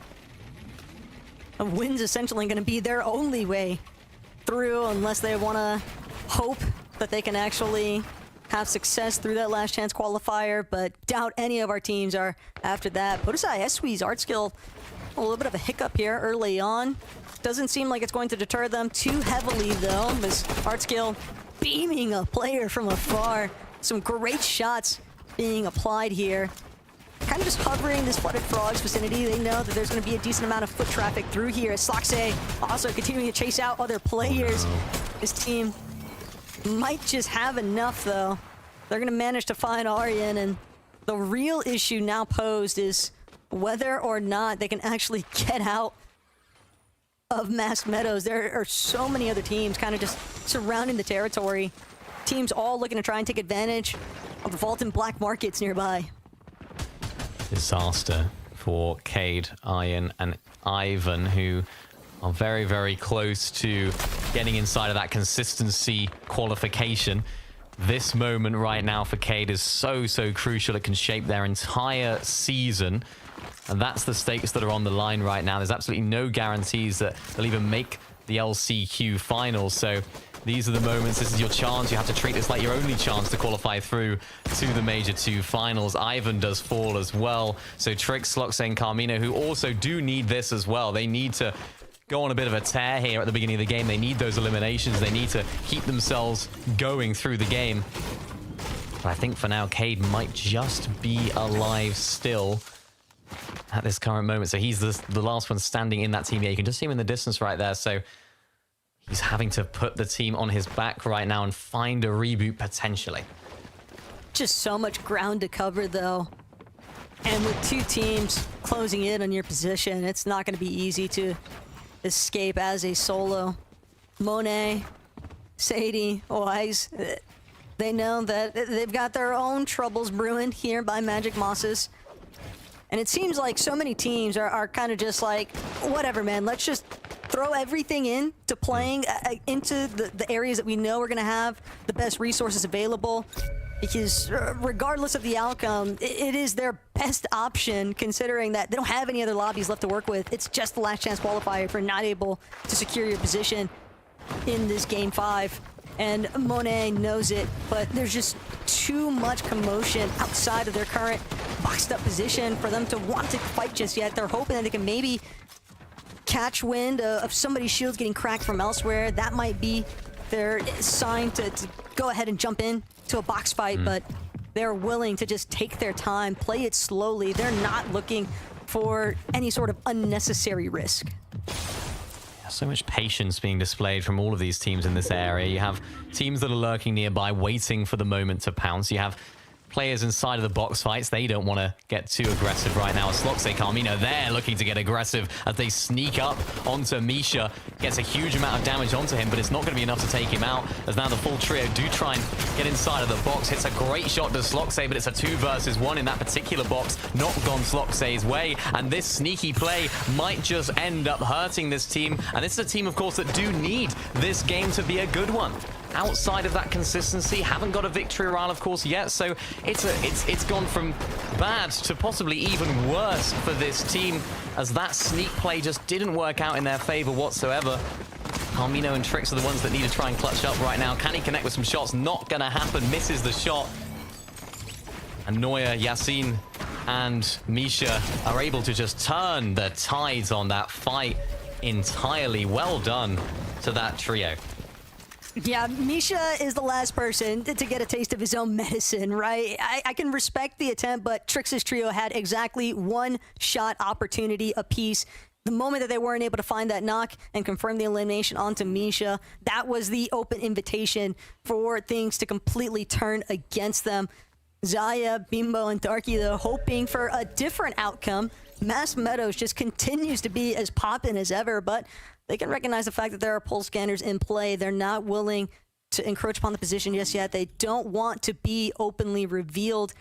They know even if they just choose to play scavenger, they could definitely still aim to be aggressive with the teams that are kind of just rotating around the outskirts of Mass Meadows. And Darky won't have any other options. They just don't have the opening that they're hoping for. And Cade, we are just watching the demise of the Welsh here, Mini. Yeah, not an ideal situation for Cade right now. I mean, it was not great off spawn, the way that they weren't able to convert that fight into a win for them. Then, of course, all the other teams that come on through, and the entire lobby right now, they're just like vultures. Any team that's trying to fight, there's going to be teams that are not willing to jump in box, but are willing to third party, that'll be looking for moments to strike. And unfortunately for Cade, he's going to have to count his last few seconds here in group number 1, because you've got a full trio, Neuer, Yasin, and Misha, who are putting the final nail in the coffin for Cade, unfortunately, which has been a really interesting off-spawn fight to watch all day. We've seen both teams having their go at it, having success in varying degrees. Even this team on screen that have been able to sort of switch drop, find a little bit more success, and then return. But unfortunately for Cade's trio, it does go the way of Misha in this final game, which is important for them because they need a good game here in order to qualify through here into the Major 2 finals. Cade knew it was wraps. There was just nowhere left to run. It was so obvious to Misha's trio that there's a reason this team is shooting from a distance and the shots are not being returned. So they knew that that was just all too favorable of a spot for them to take advantage of. But Kiruo, Cringe, Volko, we saw the leaderboard heading into this final match, Mini. They need this game, and it's crazy to think about because their play-ins, day 1, they were practically qualified for this group stage, right? Just off of one day of play-ins. It still did decently on the second day as well, but it's more so the fact that we've seen them not have that same level of success here in this group. Yeah, and I think that just speaks to the level of the lobby, the upgrade over the play-ins, and especially since this is a trio that got together for the play-ins. Cringe and Volko play with Cade for a lot of this season. It can really test you when you're a team that maybe hasn't got as much experience together. You haven't got that experience to rely on when you do have troublesome moments. So that could be a reason for that. But they're in a good position, and as is Giras, Dinas, and Franek. This is a team that have been performing very well today, very consistent throughout all of their games, of course. They've only had one game outside of that top 10. And I like this trio. This is an interesting one. I know that last season, Dinas and Franek actually played together, not with Giras, but Giras didn't make the Major 1 final, so he was sat in core with him and the entire team. So he thought, you know what, I've coached him, let's just pick him up. These guys are absolutely goated, and now he's here playing with them.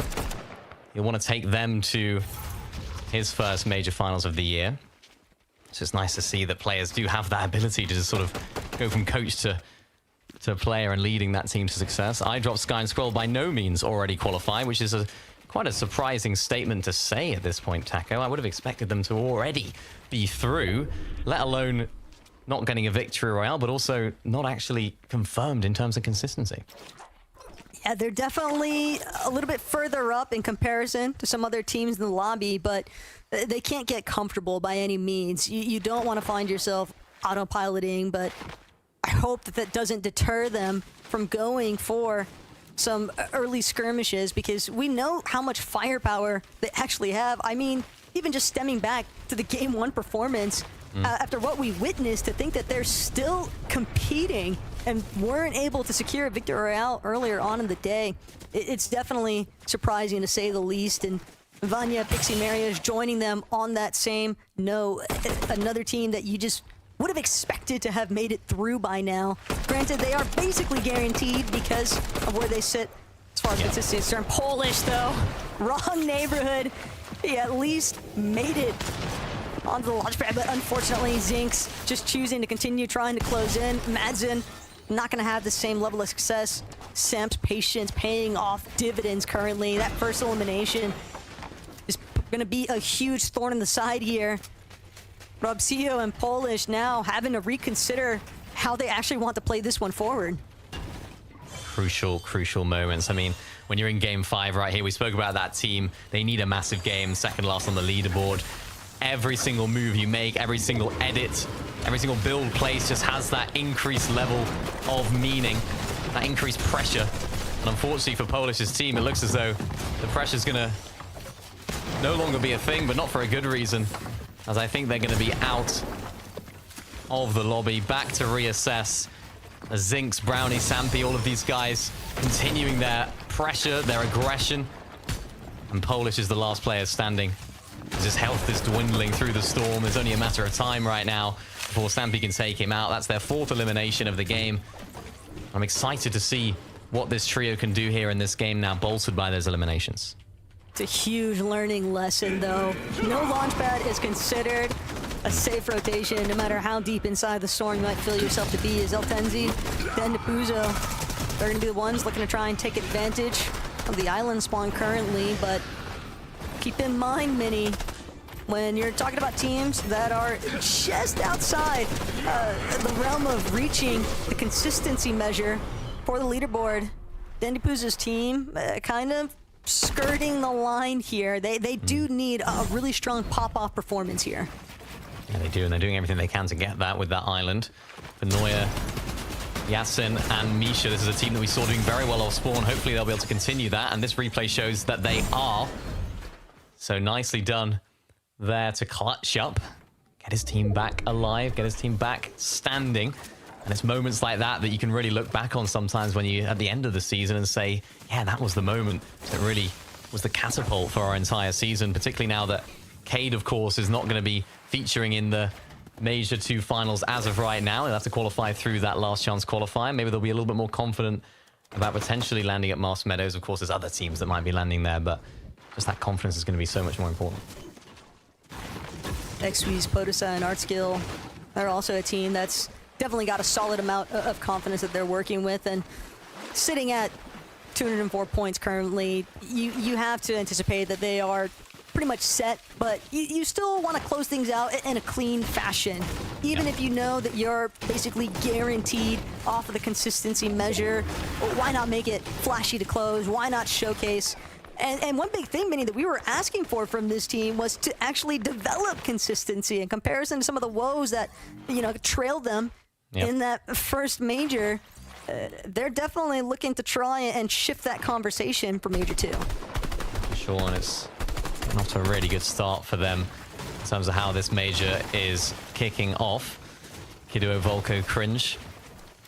Likewise, they've been pretty solid today. Haven't been absolutely incredible, but each player has the ability, has the talent to make it to the finals. And I think this is a team that we would expect to see in the major finals, especially with how much experience both all 3 players have playing together, and of course now as a full trio. Bit of a rough spot there, though, for Cringe's team. And after a certain point, even some of our more experienced players, you can expect a little bit of nerves to sort of factor in, because we did see, while Cringe and Volko and them have had a relatively decent day, they haven't had a strong enough day to 100% confirm themselves. That's what they're looking to do in this final Game 5 here. And time could potentially be running out, or it could be working out in their favor, but they've got to keep steady tabs on the French trio that was above them. Good overview, though, of what's actually taking place on that mountain span, as surge damage does seem to be a huge threat here currently. Sneaky beaky here for Kiduo, Volko, Cringe. They're trying to make sure they're not heard going deep into the storm right here. Interesting play. They're just trying to take advantage of that dead side. Of course, they spotted a couple of medkits over there, so Volko's going to try and make those his. you can just see they're making this incredible Storm Tank. And yeah, it's going to be the Med Mist that he ends up grabbing. Incredible Storm Tank to rotate actually around the hill, back up from the other side, claiming that position, not only in a really nice sort of uncongested position, but also taking Brownie and company by surprise potentially in the back. So they've got to be extra careful as to who's coming up behind him there. Risk first reward could definitely be the game changer there. That's for sure. Marius, Vanya, and Pixie, though, they're just going to play steady and true. It's something that we've definitely witnessed pretty strongly from this trio throughout the course of the day. Although they haven't been able to get the Victory Royale, Game 5 is still an opportunity to do so, and it would definitely help some of those teams just outside on that top 10 area of the leaderboard. But Vanya, Marius, Pixie, they've caught wind of Ricky's trio just completely spraying down those builds. They know the lobby focus is in that direction, so why not join the fray? Much more peaceful environment here for iDrop, Sky, and Scroll, who haven't really had a peaceful day whatsoever. Gonna be able to make Great a nice big pull. base here, though. Really nice zone pulls. They can spend a little bit more materials, but it's definitely been a bit of a topsy-turvy day in terms of this trio. I feel like they haven't really been a trio for a lot of it. Of course, we remember that amazing clutch in game number 1 from Scroll and Sky. Where would they be if they didn't have that amazing clutch? So I think it's definitely been a bit of a rocky road for them so far today. They can make it all good if they qualify through here at the end. It'll all be forgotten, I'm sure, but hopefully something that they can learn from as they progress through this season. Marius, Vanyak, and Pixie, though, trying to make their way up this hill. It's actually pulled back towards the south, so it'll be a little bit difficult for all those teams that did make that dead side rotate. I think it's going to be no problem for these guys. They don't have triple kneecapper, which is a little bit of a disadvantage, you have to say, but as long as they can find their way through this path, they should be okay, Taco. They might even be able to just collapse on a team on their trek up the mountainside. Yeah. You can imagine that not every single one of these trios is going to be in prime positioning or prime loadouts, but they might have a kneecapper or two if Pixie and them can find the eliminations. Lucia and Gabix, though, at the very bottom, just working their way through on the backside of the zone, and they might have to tank a couple of Storm ticks in the process, but it's definitely a worthwhile sacrifice if it means just a little bit more placement. Considering their current position, Mini, they do look relatively set, but they want to play it as safe as possible, especially because they know that they're a duo. Unfortunately for them, Darky, Bimbo, seems like they've taken notice, as now Belusi going to be forced to come to a halt, but the material is running incredibly thin. They've got to make sure that their next couple of shots are as accurate as ever. They cannot afford to miss when dealing with a full trio. Yeah, Storm Surge looking a bit of a problem, of course, there. It's not ideal, and of course we saw the stat earlier, 200 points should do it if we base it on history. Historical data shows that 200 points is enough. It was enough on both EU and NA, so that's the sort of prime target for a lot of these players. For Weddy, Kolb, and Putrix, this is a team that we've seen a lot of today, but not for the good reasons necessarily, only on 45 or 48 points I should say. A team that really need this game to go successfully for them. That's why they're really playing for height early on. Of course, it has its benefits, Taco, but when you play height this early, you do lose out on a lot of those materials, and you have to invest them. You're at mercy to whatever the zone decides to do. So it can work out in their favor, but with how this game's going to go, you just don't know, because so many teams also need that victory as well. Got to be nailing more of those shots as well to try and control the flow of those teams that are looking to play through that secondary height position, especially a team like Vanya, Marius, and Pixie. Ooh. There's the connections that we're hoping for from Letty onto Ice, and that's definitely going to put a bit of a halt there. Snazy and Floki know that they're going to have to wait for Ice to actually get a little bit of recuperation on those shields. Way backside of the zone, though, Weddy, Kolb, Putrix, just trying to apply whatever damage they can. They want to make sure that they are staying well above the damage threshold should it come into play here. They also just want the additional points. Every little bit counts at this point. Yeah, it does. They're not going to be able to get enough points to qualify through consistency, and oh my goodness. You cannot be open for more than a second, because it's beams like that when you're on height, which has opened the door for teams down below to then think, okay, one of them's beamed, let's go on up. So they've got to watch out for those angles. And I think the zone, yeah, really, really favorable zone for them. Pulls back and also back over the hill, which is going to be so difficult for those teams that did decide to rotate and play that sort of lower section of the map. These zones today, Taco, have been unrelenting, but for a team that's on height, You would expect them to ride out this high ground position, given that they're now in the prime position to take over this entire lobby. It's really just Vanya, Marius, and Pixie, as well as even Sky, Scroll, and iDrop. You can't afford to let them out of your sights for even a moment. Cold and Putrix, they've got other plans in mind, but Volko, Cringe, Kiduo, they're just going to continue slow and steady, working their way up, tarping their way through the tunnels, coming into effect here. But Scroll, Sky, iDrop, they recognize the fact teams scurrying overhead. Gida's going to manage to find elimination, much needed as well. Running a little bit low in that materials refresh as well as that damage threshold. Going to bode more in his favor, but Volko, that is a massive shot onto Vanya. A huge threat just eliminated in front of his eyes. He knows it's going to be a weakened trio now. Marius and Pixie, if anybody can do it, it's certainly these two, but they are in a world of hurt still. A duo having to scale this mountain face and deal with all the teams dogpiling around them. Such an important endgame here as well for Sky, Scroll, and iDrop. They're not quite safe and secure yet. They need to make this game count. We've seen them do it on multiple occasions. Giras now as a solo, I think he might just have it all locked up. But he's going to try and clutch up as much as he can. We spoke about it earlier, how this is a player that was picked up 2 amazing fraggers for this season. It's now him that's going to have to solo clutch to success here.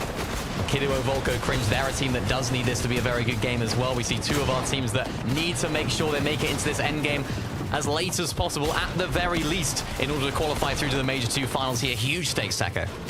The high ground, it's getting messy as ever. Scroll managing to actually break his way back through the scaling, this down face of the mountainside. Giras still clinging on for dear life. He has ample build, so he can just choose to play off of his builds, stick towards that back of zone. Marius, Pixie, only 1 elimination still in tow.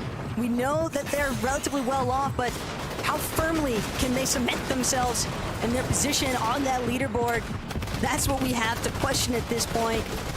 They're still stuck inside the secondary height layer. Scroll, iDrop, they seem like they want to go for the low ground takes. They've got full control of front side for the time being, and now they're going to opt to push back and spray. Putrix, absolute catastrophe here with the way the zone is pulled straight into the crevice of this valley. And now look who it is. It's Misha, it's Noya, it's Yasin, a team that have had a bit of a difficult day overall. You have to say they're looking not so difficult right now, all the way up on high ground. Looking at their builds, it might just fizzle out a little bit earlier than they expect. And this is what we've seen from a lot of teams today. Can they find that refresh that's going to keep them going? They have the heal condition. They have that exotic chunk jug as they're spraying on down below. They have to use every single one of those medium bullets to make sure that nobody can take this high ground off of them. Because this zone, this is in a very mountainous area. Things can change so quickly, Taco. Misha's been a consistent finals contender as well. It would be a travesty to think that they could miss out, but Misha gonna be eliminated from the skies. Scroll, Sky, iDrop now stuck inside of all the calamity taking place inside of this mid-ground. Pixie trying to see if he can scurry around, but Pixie shut down. That's gonna be the first knock. Marius, though, he can't find the confirmation that he needs until he gets it. Cringe put down just in the nick of time, and sure enough, Cringe, that refresh, all these loot, all that goodies, but Marius, he's not gonna be able to make use of it. Sky collapsing from behind. It's the last thing he would have ever seen coming. But Noah, he's trying to keep the dream alive. 14 Misha, Yasin as well. It's only Sky underneath them, and sure enough, Sky's gonna join the elimination count here. Noya, Misha, and Yasin with 12 eliminations. All they need is to find the final member here. Scroll keeping the dream alive, but he can't do it. And Scroll, sure enough, caught at the very bottom of this hill face. Mini, you couldn't have asked for a better closing. The absolute Cinderella story here for Misha and Yasin. They needed this one so badly, and the fact that they're able to convert Game 5 into their victory royale, beautiful scenes. Wow, I mean, I was almost shaking for them there at the end because the stakes were so high. Sky and Scroll and iDrop, they'd already qualified. Whether they won or not, it didn't matter. But for Noya, Misha, and Yasin, that was a crucial victory royale that will make sure that they are going to be featured in that Major 2 finals. They've had such a rocky day so far today, or in the day entirely. They've had so many difficult situations. They've gone down off spawn. They've had a solid game here and there, but overall, it had to be done via victory royale, and that is what they've done to secure themselves a spot in the Major 2 finals. All I can think back to is that initial survival point for Misha when those shots weren't able to confirm the knock onto him earlier on over by Mask Meadows, and then the fact that they're able to transition from that sort of position, finding those early eliminations. It seems like they were able to convert it almost flawlessly. Those zones have been brutal throughout the course of today here, Mini, but it's been an absolutely fantastic Group 1 performance. That's going to do it for us, though.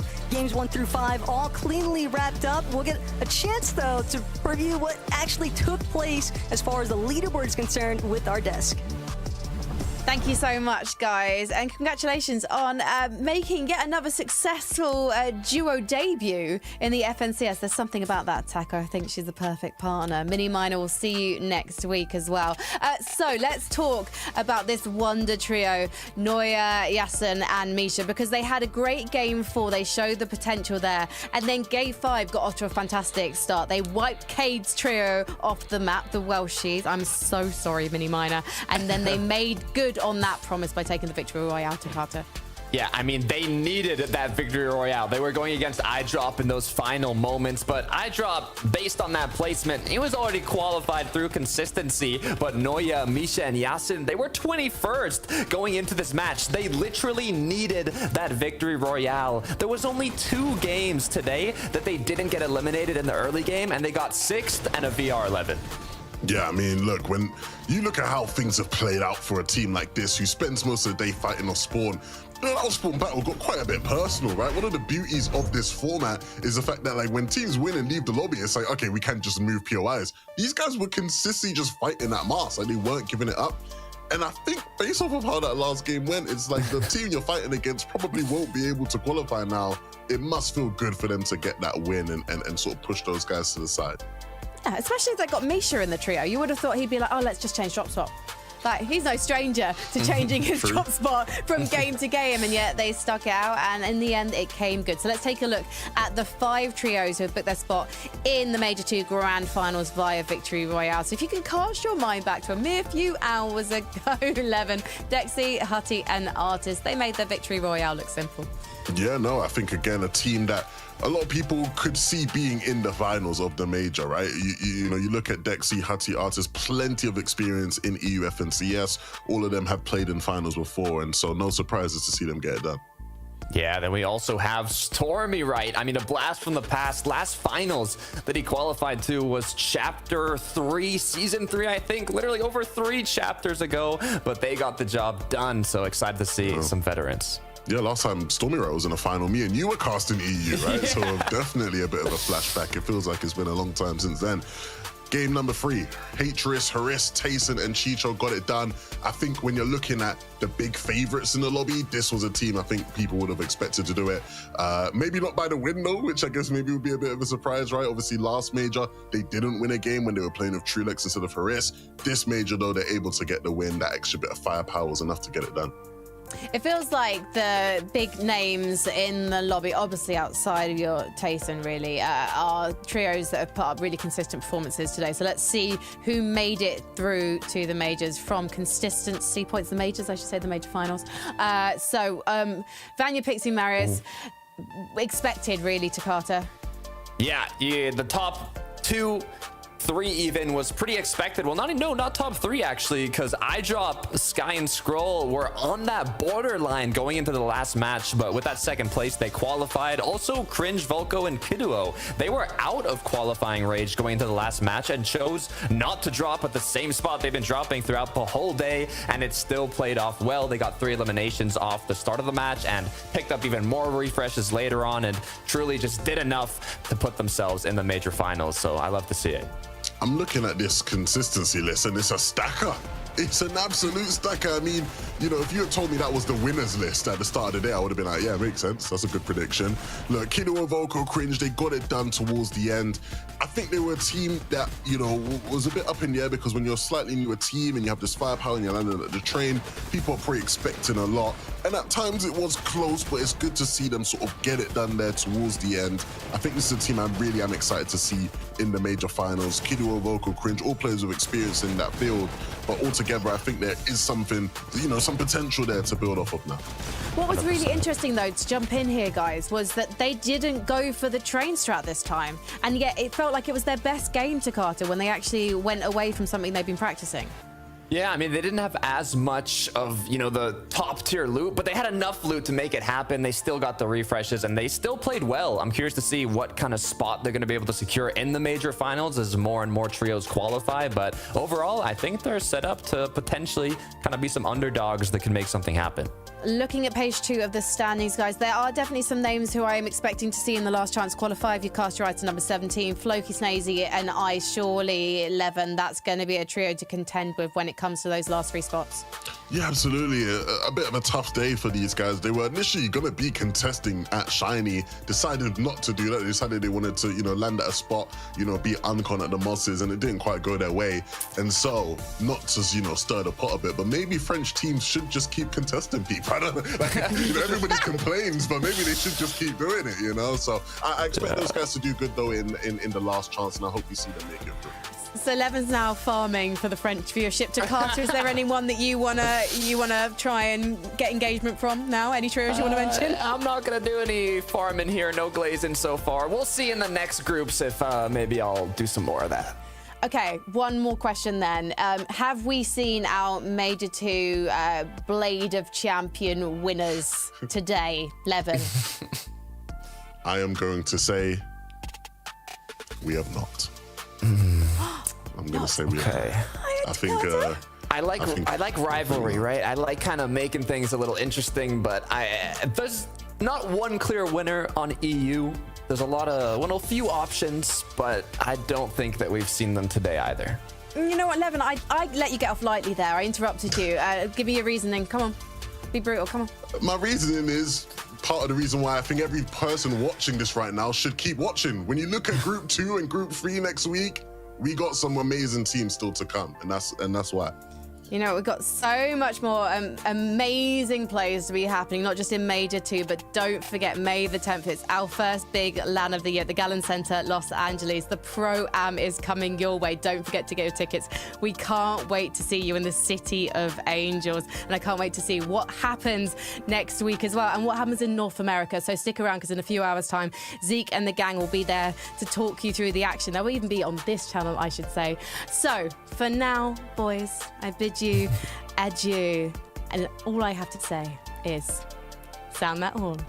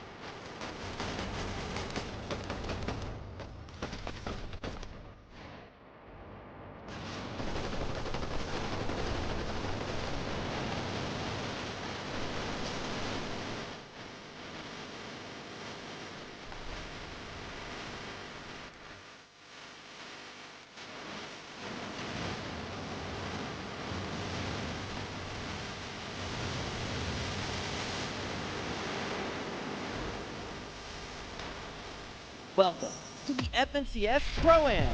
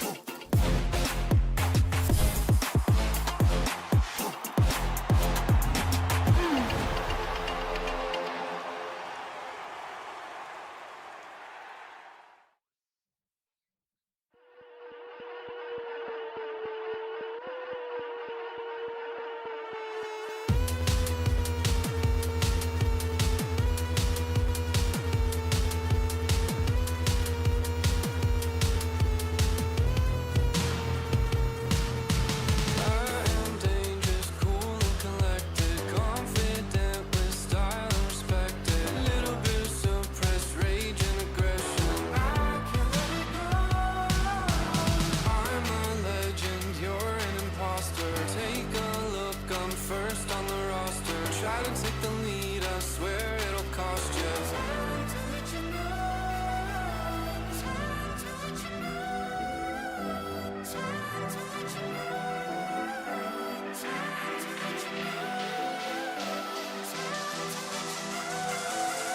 I'm a winner, real talk, money bags bigger, head held high, I'm a champion with some shimmer. I'm a winner, real talk, ain't no beginner, step to the throne, I'm a king, not a quitter. I'm a winner, real talk, money bags bigger, head held high, I'm a champion with some shimmer. I'm a winner, real talk, ain't no beginner, step to the throne, I'm a king, not a quitter. Hey. Smile my way through life like it's easy. Most days I can't fake what I'm feeling. I've had success but still pretty needy.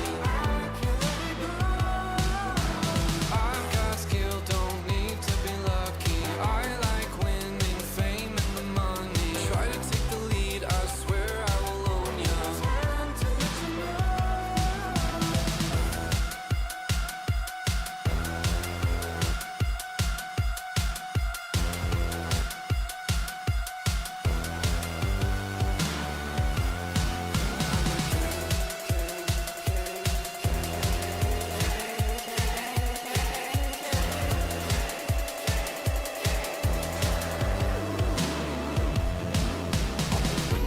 Real talk, money bags bigger, head held high, I'm a champion with some shimmer. I'm a winner, real talk, ain't no beginner, step to the throne, I'm a king, not a quitter. I'm a winner, real talk, money bags bigger, head held high, I'm a champion with some shimmer. I'm a winner, real talk, ain't no beginner, step to the throne, I'm a king, not a quitter. Hey. Step to the throne with confidence. Y'all a bunch of clones with an origin. Gave it a crowd, who'll ever back down.